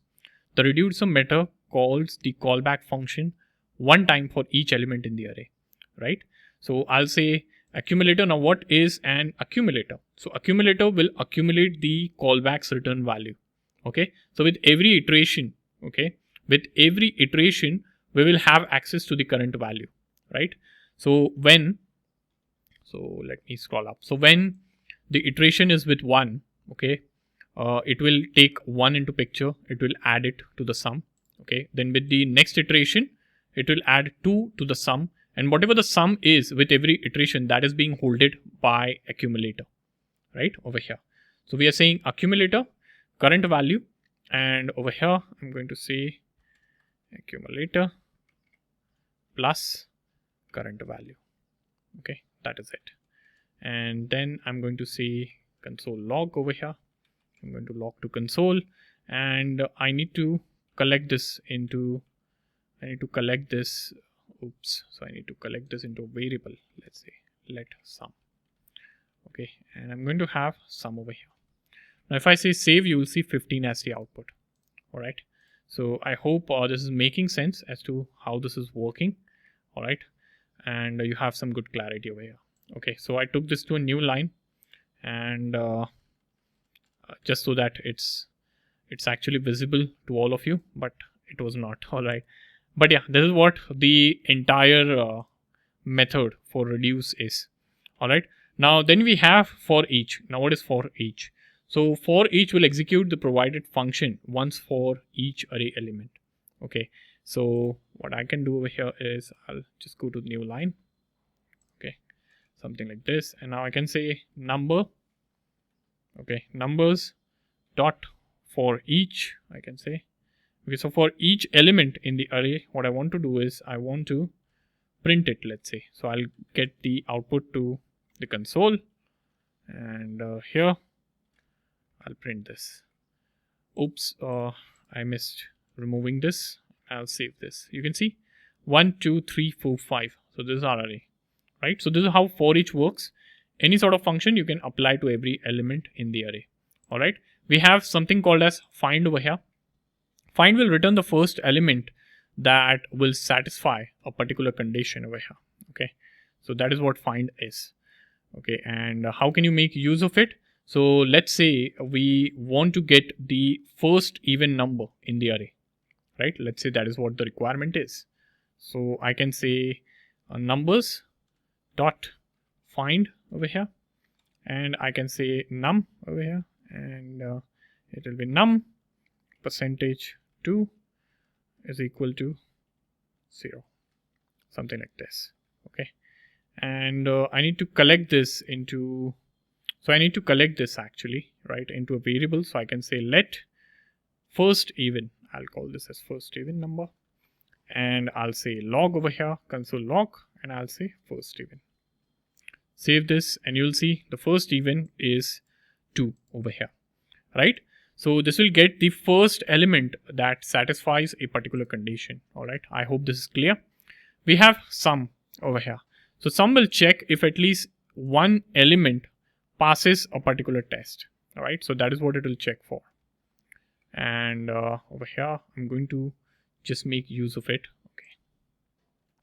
Now the definition for sum says it will check if at least one element passes a particular test. Now this is a test that you have to define as the function over here. And if the test is passed by at least one element in the array, then you will get a Boolean true, right? So this returns Boolean.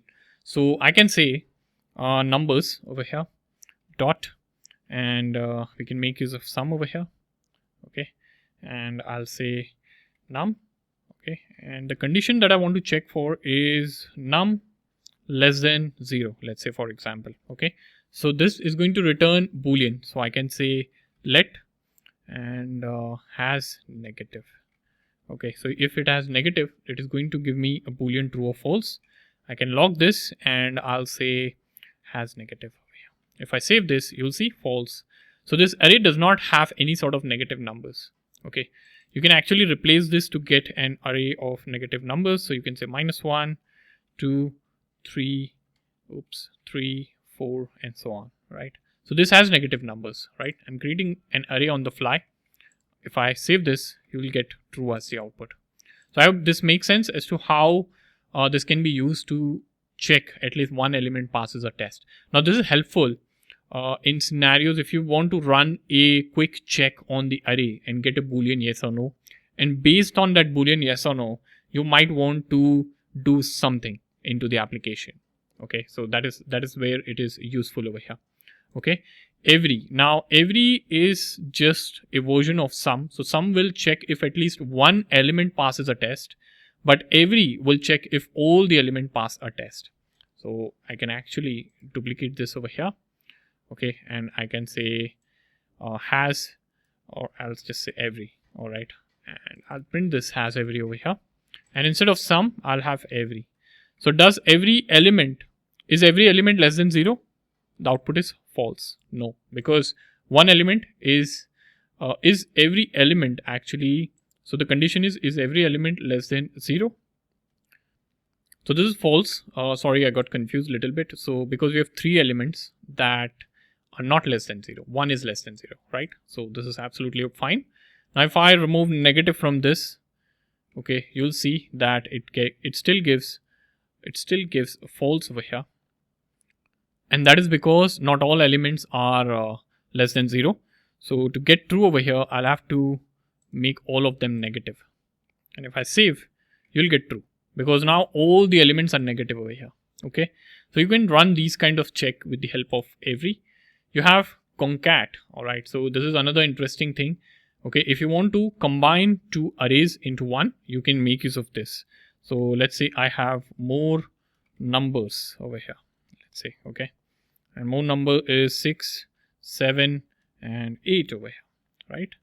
So what I can do is I can say numbers, or let me say, okay, numbers, I'll say numbers dot concat over here, and I can say more numbers, right?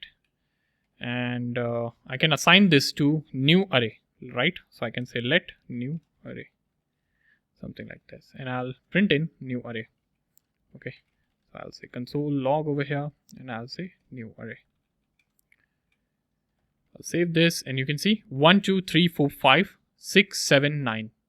All right, I can also add 8 over here. I don't know why I missed it. So yeah, you have this, right? So yeah, this is concat. It will concat to arrays. Slice. So slice will return a portion of an array. All right, let me show this to you. So I can say let sliced num over here. Okay, and I can say numbers over here. Numbers dot slice. Okay, and I can specify over here that I want the beginning index, like from index 1 to index 3 part of the array. Okay, now I can log them, log it over here. So I can say slice num. You can see 2 and 3. Okay, so 2 and 3 over here. So you're just slicing the array. Okay, splicing. Now what is splicing? This will help you remove or replacing the elements. Okay, now how does this work? So let me show this to you. So let's say I have a array of fruits. All right, so let me scroll down. So I can say let fruits over here. Okay, I can say apple. I can have, I can have banana. Okay, and I'll have, let's say, orange over here. Okay, this is done. And let's say I want to remove banana and add a mango. So I'll say fruits dot splice. Okay, I'll say at one index. Okay, so I'm specifying at one index delete 1. Okay, you can see delete count. So starting one index, delete one element and add mango, something like this. Okay, and then if you print in fruits, you'll see the output as apple, mango, and orange. You can see. So yeah, this is how it works. Join. Now what does join mean? So sometimes there will be a requirement wherein you want to join and get all the elements within an array into a string. So you can absolutely do that. So I can say let all fruits. Okay, I can say fruits dot join. And how do I want to join? So this is a separator that I want to add over here. Okay, so I'll add a comma. Okay, I want all the fruit names to be comma separated. Okay, and I can say all fruits over here. You can see apple, mango, orange. Now whatever I add over here, if I add exclamation, you will see exclamation being added for all the elements, right? So I'll stick to comma because that is what looks natural over here, right? Reverse. Now reverse is pretty simple, pretty straightforward. You can get a reverse of an number with the help of this method. So I can say numbers dot reverse, something like this. Okay, and over here I can say console.log and I can say reverse number. You'll get 5, 4, 3, 2, 1. All right, and sort, of course, as the name says, pretty easy to identify and understand as well. Okay, you can sort the elements in an array, right? So you can say sorted, and you can say numbers over here dot sort. Okay, and you can actually specify over here. So I'll just end this over here. Okay, I won't add any logic. Okay, and then we'll add the logic and we'll see what are the issues that we are solving. Okay, so if you make use of sort this way, okay, actually the function that we have created is actually already sorted, right? So let me update numbers over here. Okay, so I'll update numbers. I'll say 3, 1, and I'll add 10 over here and 2, for example. Okay, and I'll save this. Now you'll see it's not sorted actually in the ascending order. Okay, now this is because it is by default as string. Okay, so this comparison, because what is happening is the comparison is happening in the form of string. So the numbers are not sorted in the right way. Now in order to get this sorted in the right way, what we can do over here is we'll add 2 arguments, okay, using the arrow functions. So I can say A and B over here, and I'll make use of 2 arguments and I'll say A minus B over here. Okay, this way. And if I save this, you will see 1, 2, 3, and 10. So it is sorted over here now. But what magic did this logic do to this sorting thing over here? Okay, and how did it work? All right. So what happened is A and B are the two elements of the arrays that will be compared at any given point in time, right? And this comparison will be done by sort method over here. Okay, so these two arguments are passed first. Okay, two arguments are passed in these parameters, and then what has happened is A minus B is calculated. Now if A minus B, now let's say if this is working on 3 and 1, right? A is 3 and 1 is B. Okay, now A minus B is 2. The number is positive, right? So B will be sorted before A, because if the number is positive, it means that B is smaller than A. So B will come first. If the number is negative, then what will happen is A will be moved before B in that case, right? And if the return is 0 over here, then they both will be considered as equal and they will be treated equally. Okay, so this is taken care by sort over here. You just have to pass in this, because with the help of minus over here, they are treated as numbers and not as strings. All right, so this is how sorting will work when you're making use of sort over here. All right, so that's about the functions, or I should say methods, in JavaScript with respect to arrays. All right, and this is how you can make use of it. So you can see how we started initially. We started with the basics, like how you can pass in a function reference over here into a map method. Okay, and then we converted this into anonymous, and then we converted this anonymous into map over here. Sorry, not map, arrow functions, I should say, right? And then we saw all the functions, all the methods that exist with arrays, right? So you can see sort, reverse, all of these are useful at some point in time when you're programming and working with arrays. They save you a lot of time and a lot of code as well, making your code much more readable by helping you do things in a much more concise and readable way. All right.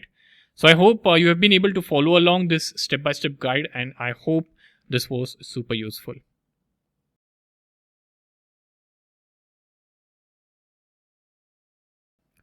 All right, so how are you all doing? So it's time that we build a unit converter that is going to do a job of converting a value to different units. So it's going to convert from one unit to another.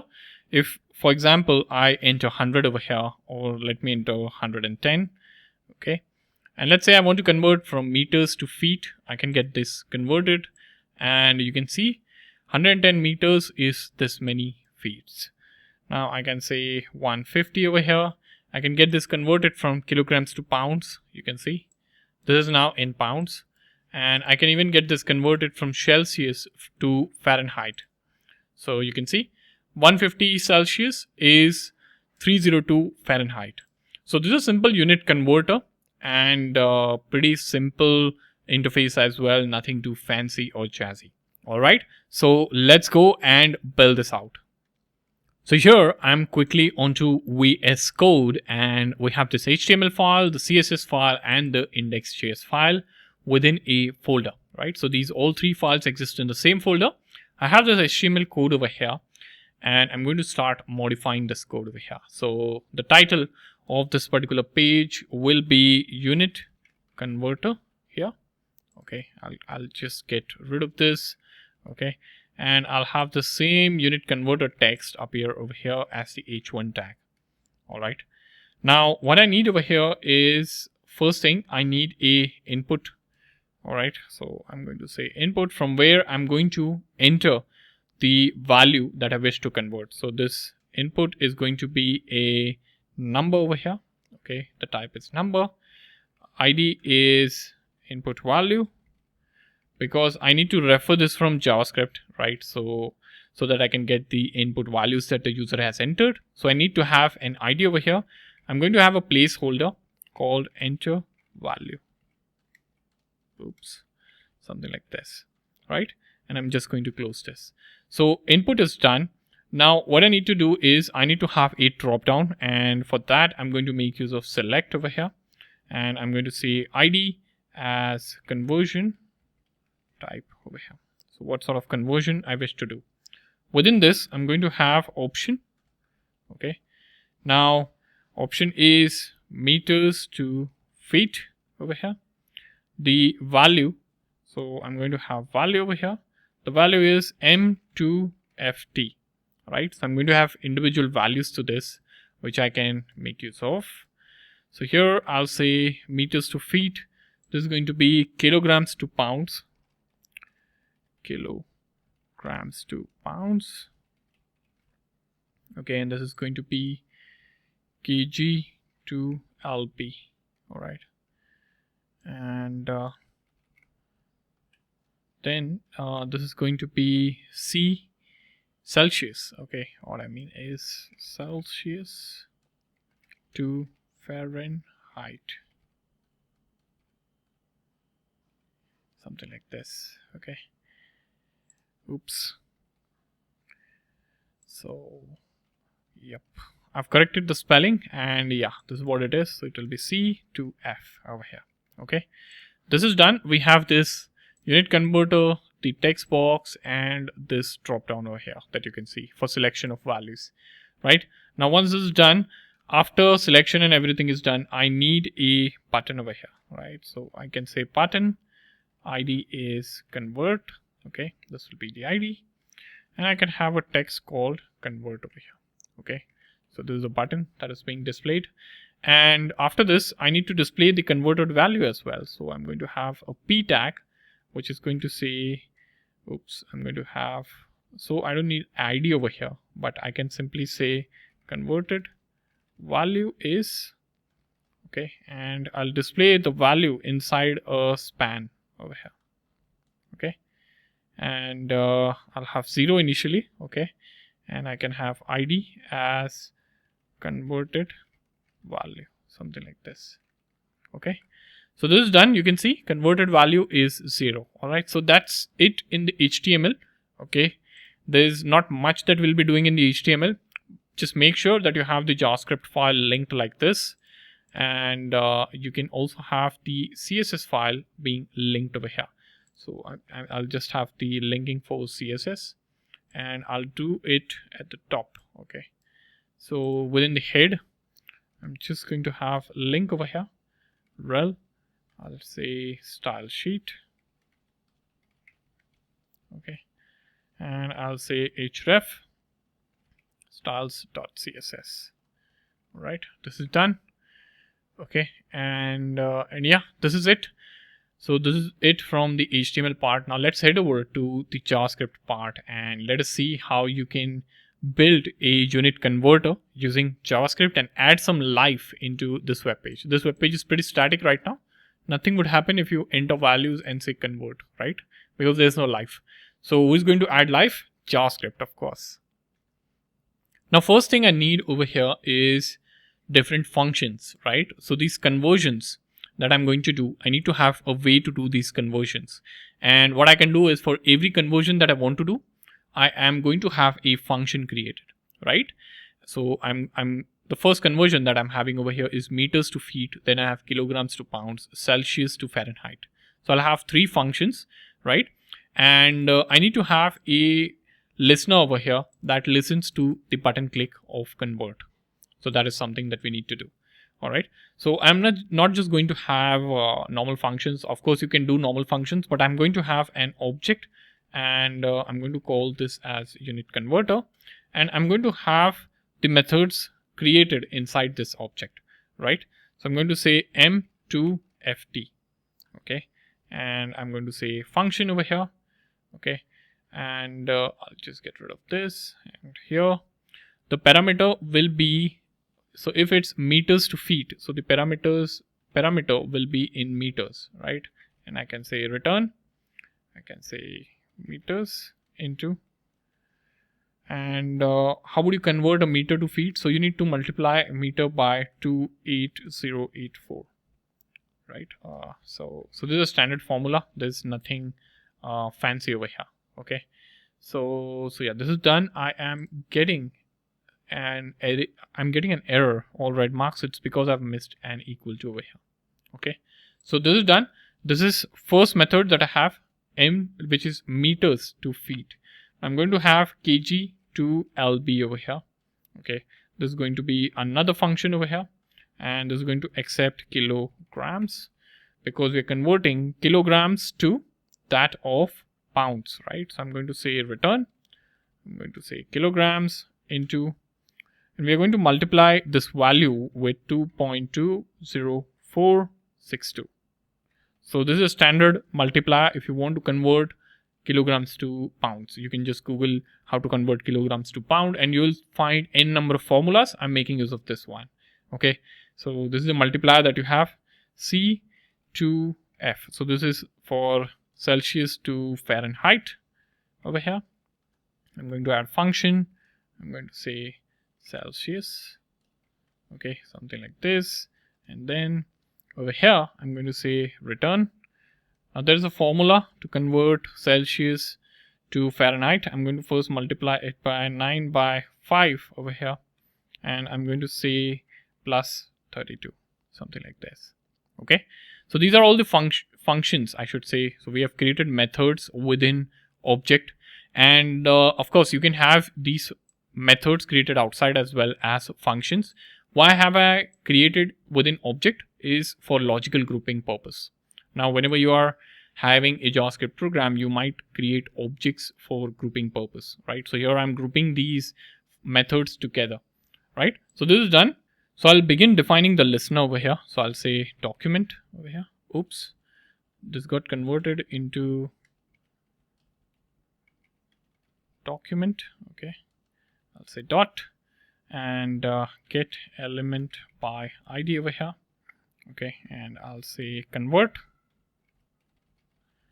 Why convert? Because this is the ID that we have defined over here in the HTML for button, right? So that is what we'll need to refer to if we are referring to button over here. And I'll say on click over here.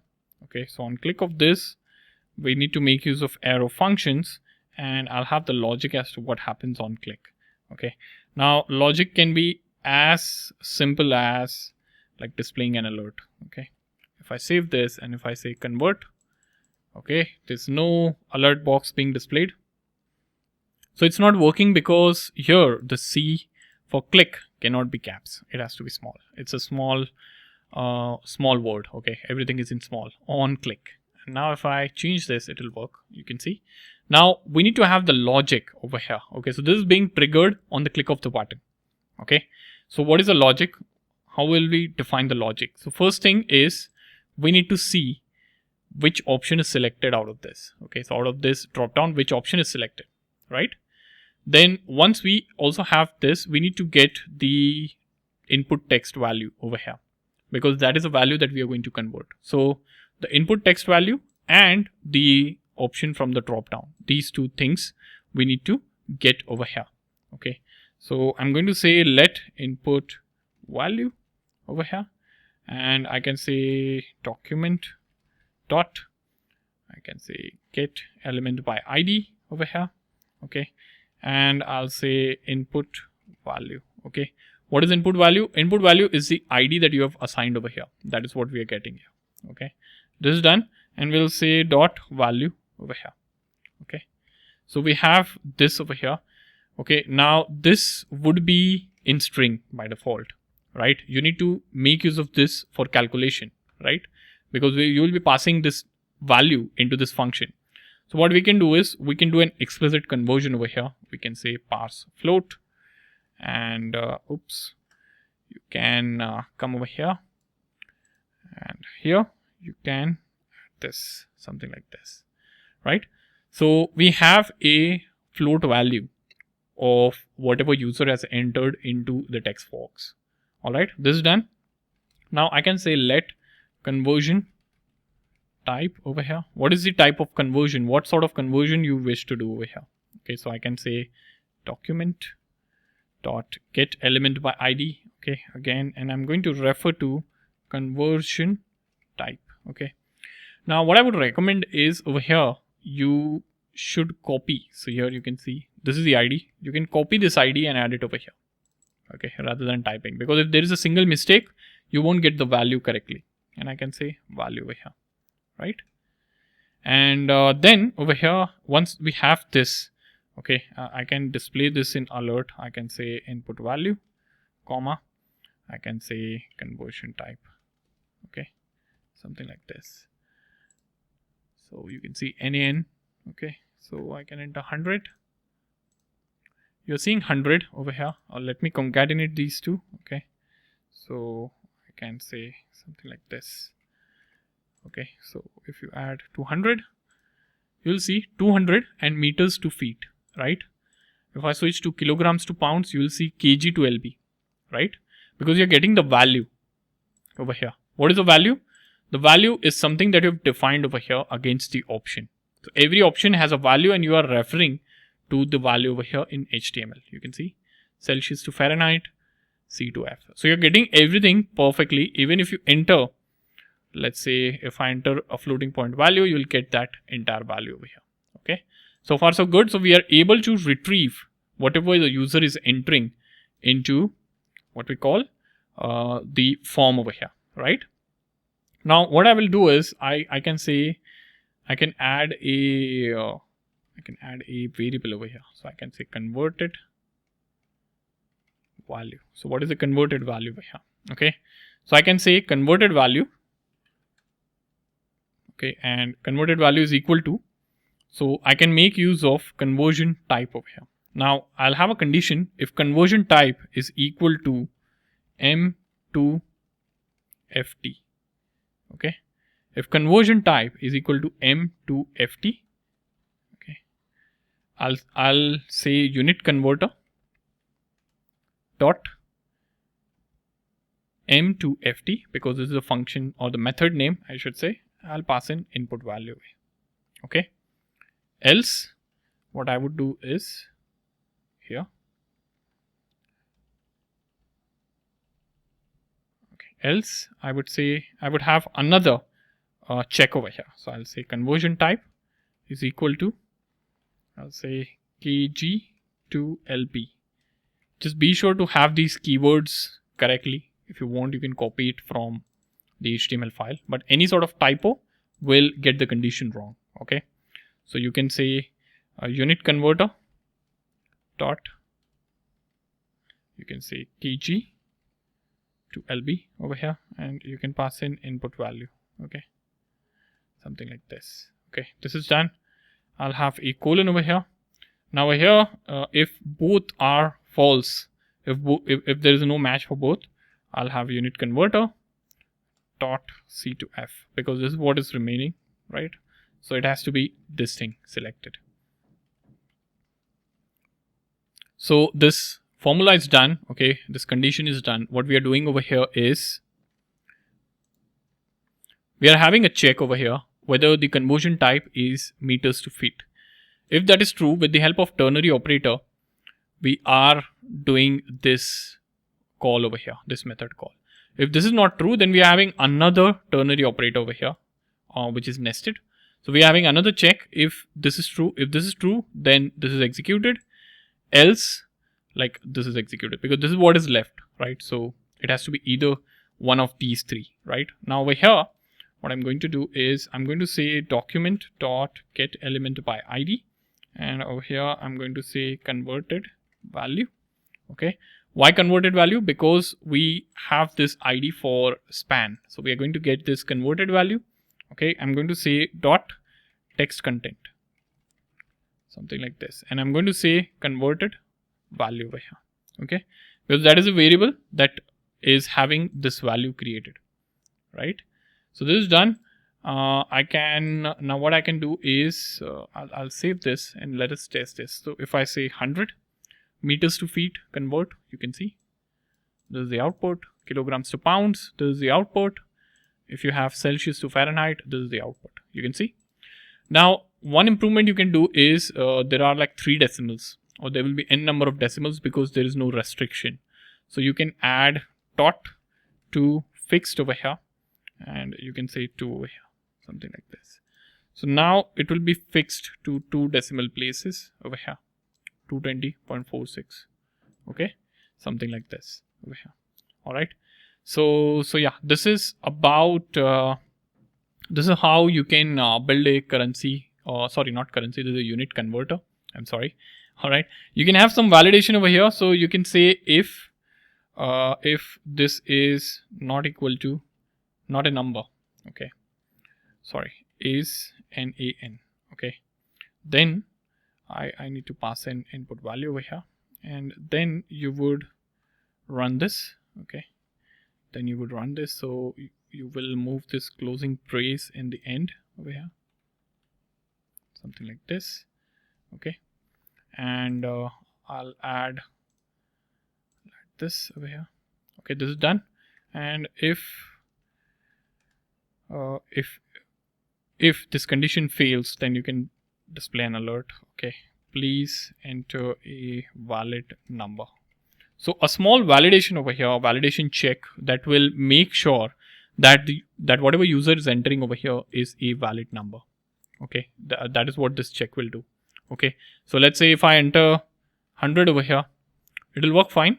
But if I entered 100s or anything else over here, okay, I'm not able to type anything over here because this type is number. Okay, but still I've added this check over here.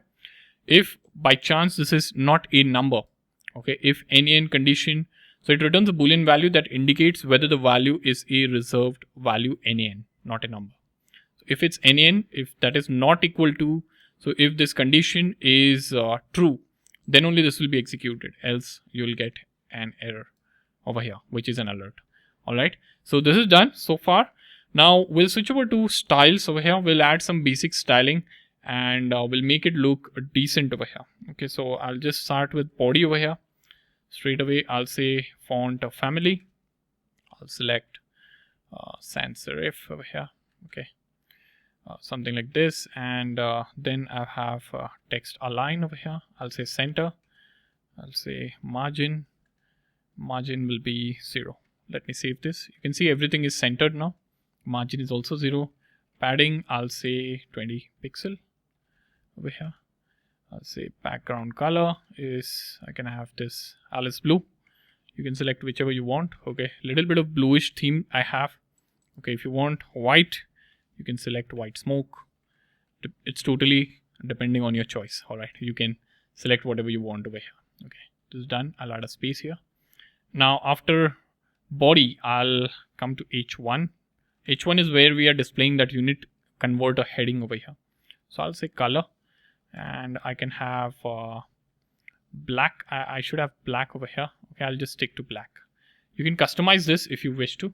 All right. Now for input where the type is number. Okay, so okay for this, and I'll add a comma for select over here. Okay, for both these, like I need to add let's say padding. Okay, so there's no padding. So if you enter 100 over here, there's no padding. So I'll say padding colon 10 pixel. Okay, you can see some decent amount of padding. You can add margin over here.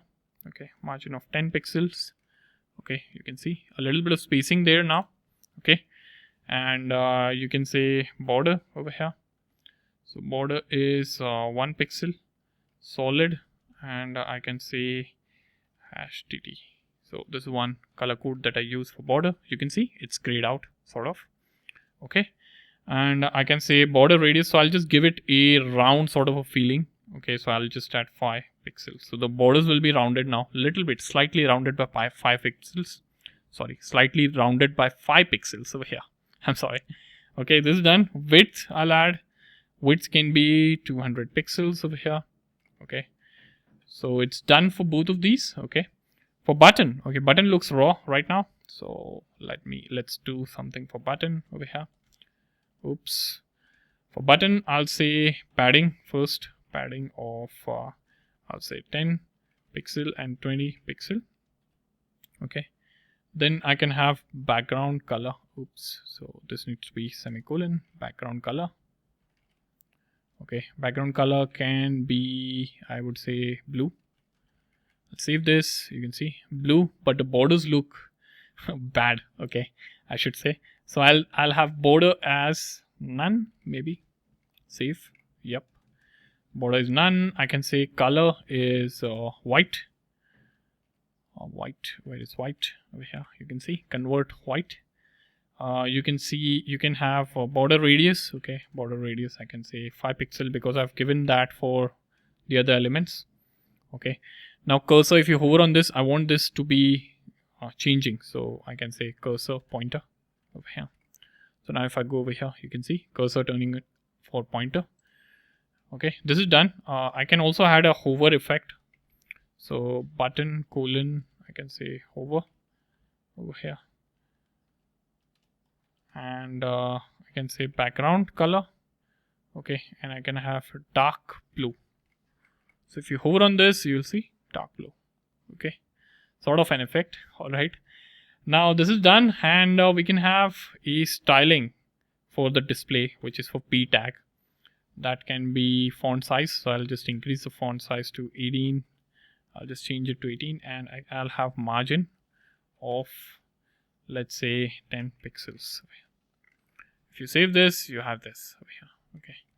Now I'm zoomed in a bit. Okay, so I'm zoomed in a bit. You can see over here so that it's students can see it properly, but you can see the output over here. Okay, so it's looking pretty decent now. I also opened the application in the full screen mode, so you have a better view. Okay, 2200, and you can see the conversions over here, right? So this will work fine. Okay, it's looking pretty decent. You can customize the CSS based on your requirement. You can change the color depending on your color preferences. All right, so that's about the unit converter using JavaScript.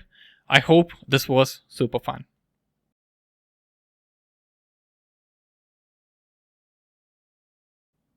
Alright, so it's time that we talk about to-do list application using JavaScript, HTML, and CSS. So here you can see this application that we are going to build, and you can see there is one to-do already added, learn JavaScript functions. Alright, I can add more to-dos from this input box over here. I can say learn Spring Boot, and I can say add task. I can say bring groceries. Okay.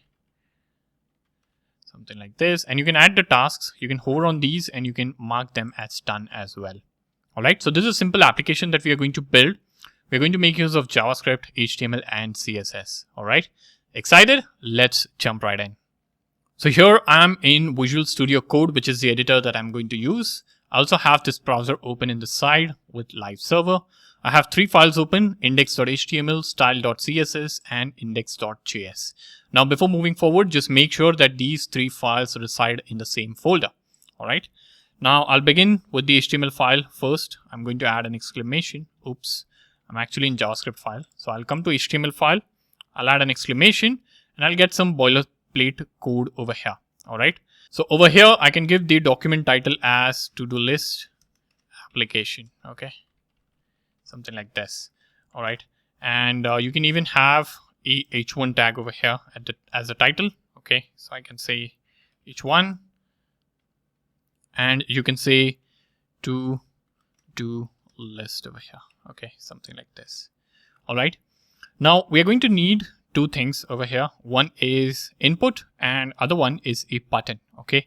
So I'll create a div first, and I'll have an input over here like this.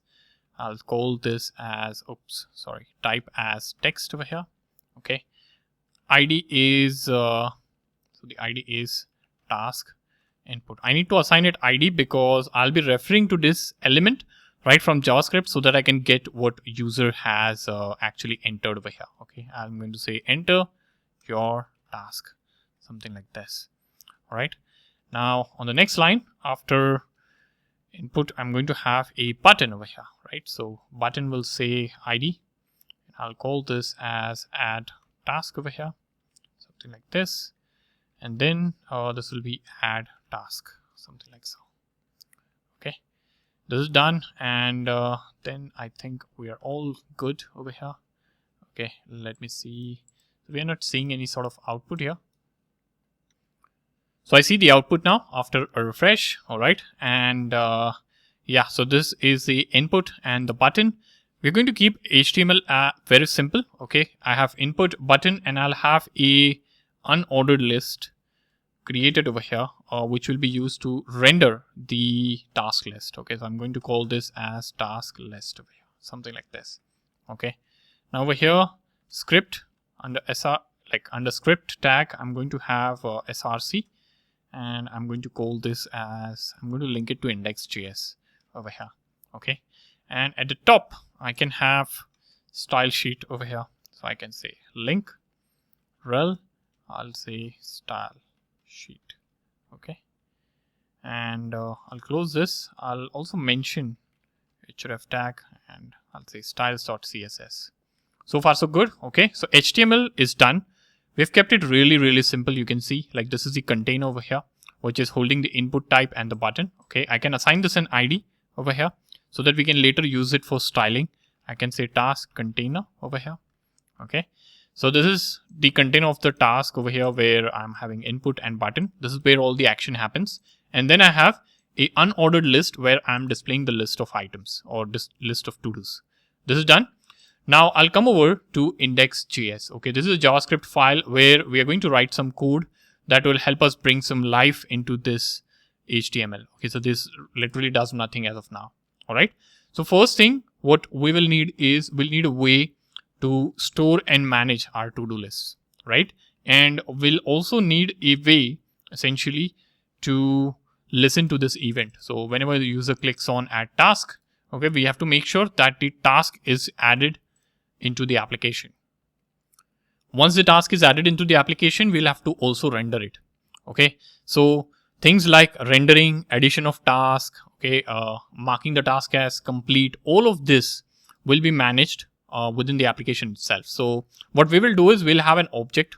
Okay, so I'll begin by creating an object. I'll say to do app over here. Okay, and this is how I'm going to create it. Now over here, I'm going to have an array. Okay, because the application can have multiple tasks, right? So I'm going to have an array which is going to be used to store tasks over here. Now I'm going to have few methods over here. One is add task. Okay, so this is the first method over here.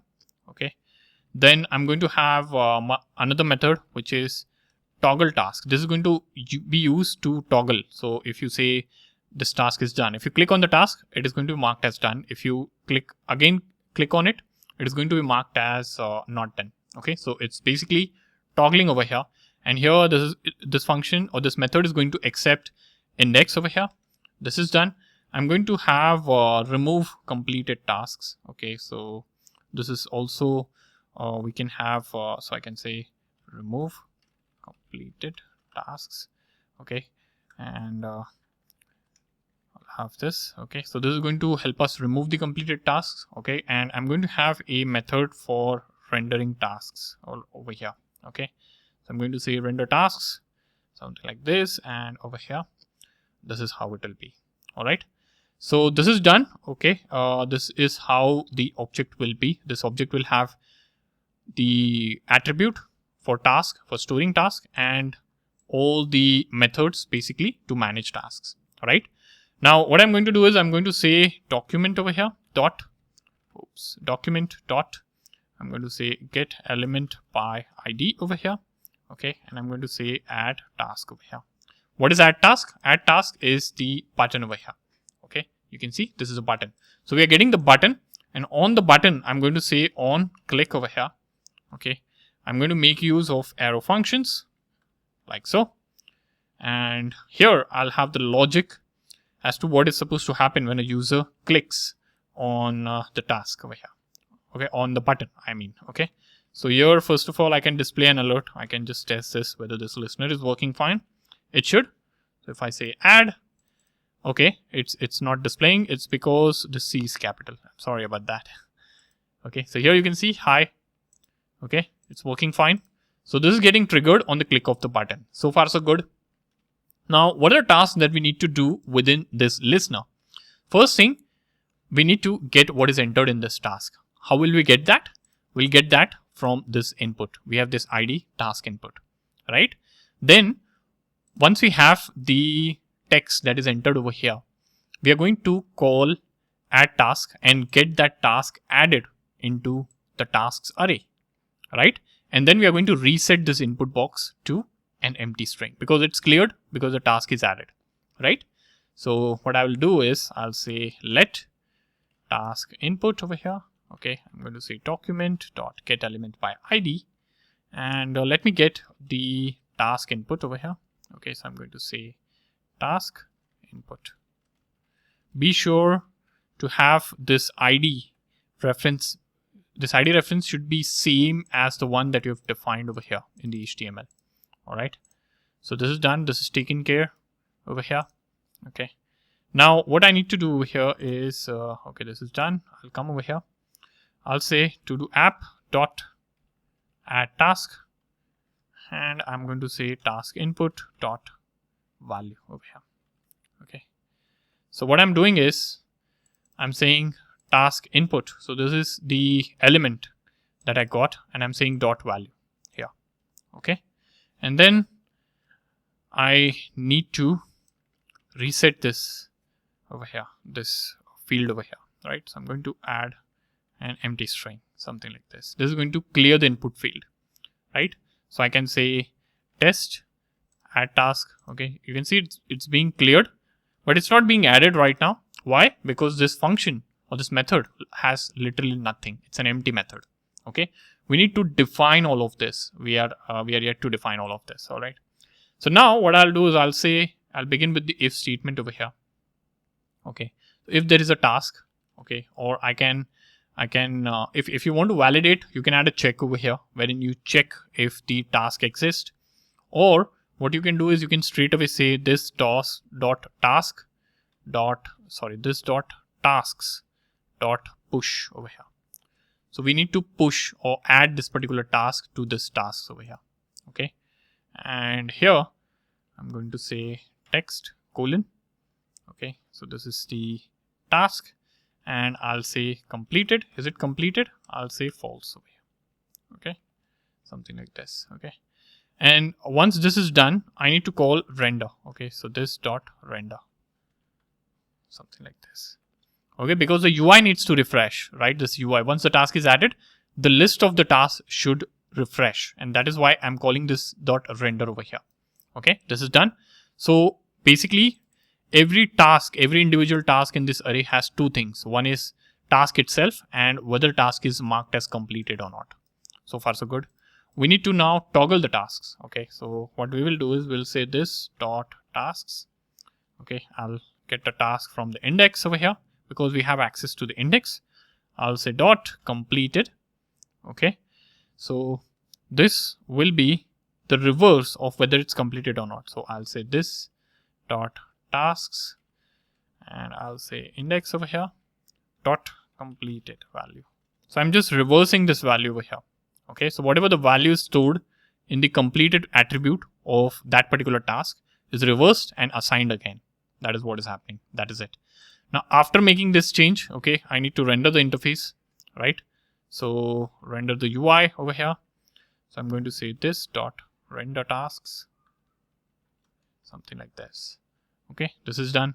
Now I need to remove the completed tasks. Okay, so what I would do is I would say, so we can make use of filter over here, right?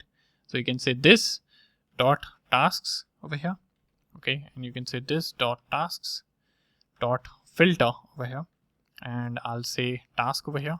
Use arrow function, and I'll say if task is completed. Okay, something like this. Okay, so whichever task is completed will get removed, and I'll say this dot render tasks, something like this. Okay, now how would you render the task, right? So for that, what we will do is we need to render the task over here in task list, right? So what I would do is I would simply copy this to save some time. Okay, and over here I'll say task list.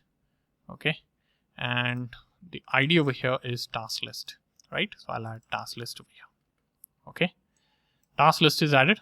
Now what we need to do is, okay, so over here I'm going to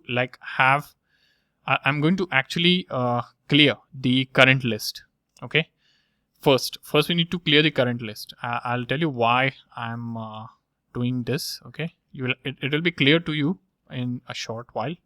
HTML is equal to, so I'm clearing the current list first because we are rendering the task again, right? So if you don't clear the inner HTML, if you don't clear the current task list, the list will be duplicated, right? I hope this makes sense. Now what we need to do is we need to say this dot tasks dot for each over here.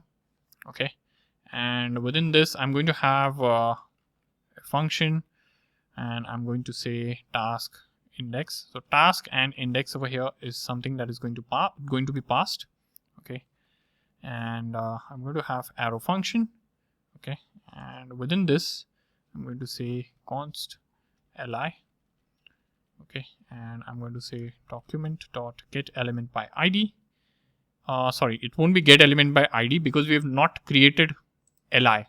So within ul you will have li elements, right? So I'll say create element over here. So I'll say create li over here. Okay, because we want to render it as a list. And then I'll say li dot text content. And then I'll say task dot text over here. Okay, and then I'll say li dot on click over here. Okay, we also need to add on click to the list over here, because on click of that the task should toggle. So I'll say this dot toggle task, and I'll pass in the index of the click over here. This is done. Okay, now I'll say if the task is completed over here, okay, then you can add the, I'll say li dot class list. So I'm adding the class over here. Okay, dot add, I'll say completed. Okay, so I'm adding a class to this HTML element if the task is marked as completed. Okay, so here you are adding class like id class over here for CSS. That is what I'm adding here from the JavaScript. So you can say element dot class list. You are adding this to the class list completed, and then we can have CSS against this. I hope this is making sense. And then over here you can say task list over here dot append child, something like this, and I'll append this into the UI. Okay, let us test this. So I'll say test. You can see test is being rendered 100. This is also being rendered. Okay, so this is being rendered twice over here. There is some so this was rendered twice. Okay, so there is a problem. Okay, so the issue is the inner HTML is not getting cleared over here. Okay, so I hope you get the importance of this statement over here now. This is not working actually, and you can see the entire list is getting rendered again. So if I add 200 over here, you can see test 100 200. It's re-rendering everything. Okay, whenever you are adding the task. So it won't be this dot inner HTML, it will be task list dot HTML. If I save this, I can say test, it's added test. If I say 100, it will add 100. You can see it's working fine now. All right. Now the tasks are also being marked as completed, but the completion thing you will have to handle in CSS, because there is a class that is being added. Okay, over here. If you take a look at the class, okay, let me show you. So here you are seeing the li over here. It's 100, right? Now if I click on this 100, okay, okay, the class is not being added here yet. Okay, it should get added. So actually on click of this, completed should be added as a class name over here dynamically, but this is not happening. Let us see what the issue is. So on click, we are seeing that toggle tasks, and for every completed task, the class list should be added. This is okay. Okay, over here I see this is capital C. This is not right. This should be small. Okay, now let us see what happens. So here there is no task over here. Let me add a task. I'll add test. Okay, I have one task. Now if I click on it, you can see class is completed for this. You can see. Now if you add whatever CSS for the completed class, you can add the CSS of strike through. So it will appear as strike through, okay, because you have applied that CSS. So you just need to say for class, for elements having class this completed, okay, you need to add that sort of completed effect in the CSS. All right, so it will be managed. Okay, so application is almost done. Okay, we are done with the application. You can see like everything is being done. All the functionality is working fine. Okay, now we'll head over to CSS. Okay, and we'll add some basic styling into our application. All right. Now we'll begin with the body tag over here. Okay, of course, font family, and we'll say Arial, Helvetica, and sans serif. This is okay. Okay, text align. I'll say center over here. I'll add, oops, not max resolution, but margin over here. I'll say 0. Okay, and let me add padding. I'll say 20 pixel. Okay, let me save and see what happens. Okay, little bit of change. Oh, you can add background color or whatever you want. I'll add Alice blue. Okay, it looks a little bit bluish. If you want something else, like over here, you can see. So antique white. Okay, you can add this also. Okay, depending on your choice, whatever you wish to. Display, I'll keep display to flex over here. Okay, flex direction is I'll say column. Okay, and then align items, I'll say center. I'll save this. Okay, this is done. H1. Okay, so H1, I'll just explicitly assign it a color. I'll call this color as black. Okay, this is done. All right, now let us come over here. Okay, I'll save this. If you come over here, there is this task container. So I'll get this task container ID over here. Okay, I'll say hash. This is how you refer to any element's ID in CSS with the help of hash. Okay, I'll say display flex, and we need to say justify content. I'll say center. Okay, so this now comes in single line. Okay, as you can see over here, and I'll say margin bottom. Okay, and this will be 15 pixels. Okay, so this is actually not a full screen view, but if you head over to the full screen view over here, if I refresh, you can see this is how it's appearing right now, and I can just add the task. You can see. Okay, so yeah, this is how it's looking right now. Margin bottom. Okay, this is done now. I can add some styling for input over here. Okay, and I'll say type is equal to text, something like this, and I'll say over here padding, say 10 pixel. Save this. Okay, I'll say width over here. Width is 200 pixels. Okay, I'll say border. Okay, border can be 1 pixel. Okay, there's no border now, you can see.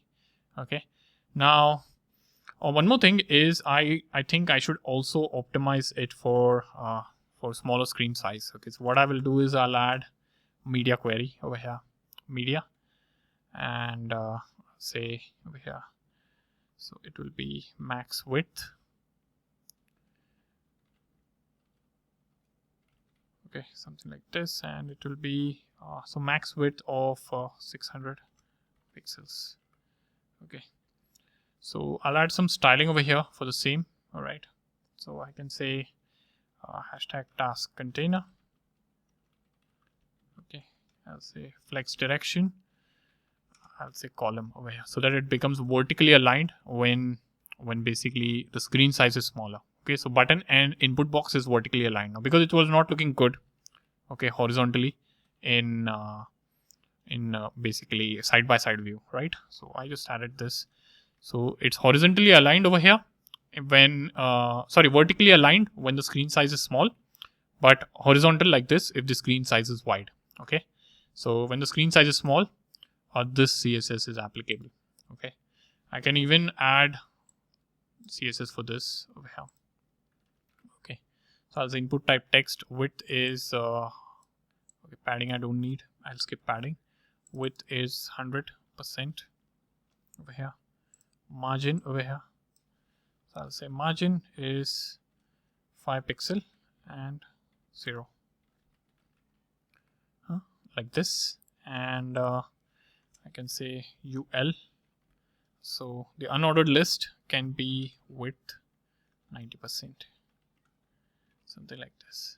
Okay, so this is done. Okay, this is for small screen size. Okay, I'll come back over here. Okay, so I was saying border of 1 pixel. Okay, I'll say solid over here, and I'll have this border over here. Okay, this looks fine right now. You can see it's looking fine.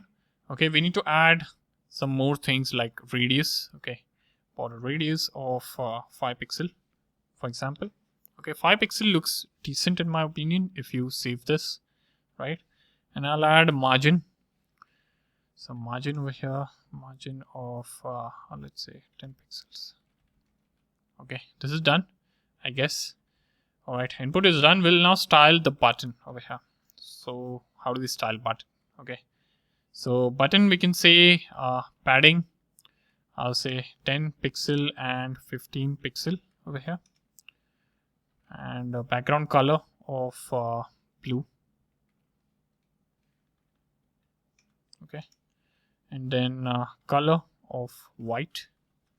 If you save this, you can see, but border is not looking good, so border will disable none. Okay, border gone. I can have border radius over here. Okay, 5 pixel like this, and then I can have cursor pointer.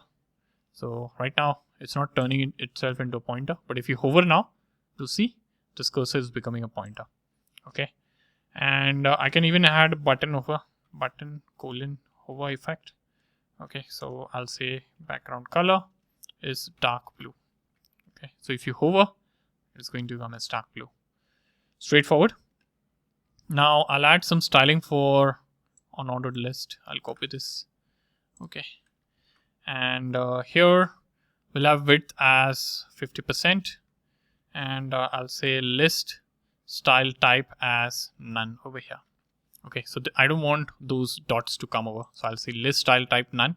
That does not look good. I'll say padding as 0. Okay, width is 50% and margin is 0, auto.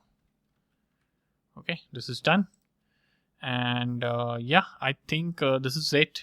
We just need to add one CSS for completed. Okay, so I'll say completed item over here. I'll add this task and I'll click on it so that it's marked as completed. All right, so I'll say completed. Okay, so I'm referring to completed class like this, dot completed. That is how you refer. I'll say text decoration. So I need to strike through, right? So I'll say over here line through. That is what the property name is. Okay, so both get strike through. I guess both are marked as completed. So I'll say test. Okay, this is not completed, and I can say completed task over here. These are some dummy tasks that I'm adding. If I click on this, you'll see this is completed. Okay, if I mark this as completed, you will see this is completed. Okay, so this is working fine. Text decoration completed. I'll say color as gray. Okay, something like this. This should look decent over here. Okay, I guess this is looking okay now, right? I can add more. Okay, so the task is being added. Okay, you can see. We also can add styling for each task over here. Okay, so what I can do over here is after UL over here, I can add li. Okay, and I can say styling for every task could be padding 10 pixel. Okay, I can add border over here, border of 1 pixel, solid, and I could call this as white smoke. You can see. Okay, this is actually not looking that good. So I have a color code TTT. I'll add that. Okay, but this is not then looking good on the background if you take a look. Okay, so what I can do is I will scroll up over here and I'll change this background to hash. I can say F4, F4, F4, something like this. Okay, a sort of white bluish color. This looks decent now. Okay, so over here I need to add radius. This is looking too square to me, too squarish, right? So what I can do is I'll add a radius of probably 5 pixels. Let's see. Okay, radius of 5 pixels over here. Save this. Okay, and then I can say margin over here, 5 pixels and 0 over here. So this is looking decent now. Okay, you can see. Also, if I hover on this, ideally I wish to have the cursor pointer. Okay, so I'll say li cursor pointer. Okay, you can see cursor pointer coming in, right? So it's looking great now. Okay, at least decent, I would say. Okay, I'll just refresh this, and you can have default task also added over here if you wish to. So here in JavaScript, what I can do is I can say I can call the method. Okay, so I can say to do app dot add task over here. Default task is learn JavaScript, something like this. Okay, you can see. So it's added now. Whenever you load the application, this would be the default task that is added. Okay, and you can add task learn C#. Okay, for example, learn Java. Okay, you can mark them as complete. So I hope this is useful, and I hope you enjoyed building this to-do application with me using, of course, JavaScript, HTML, and CSS.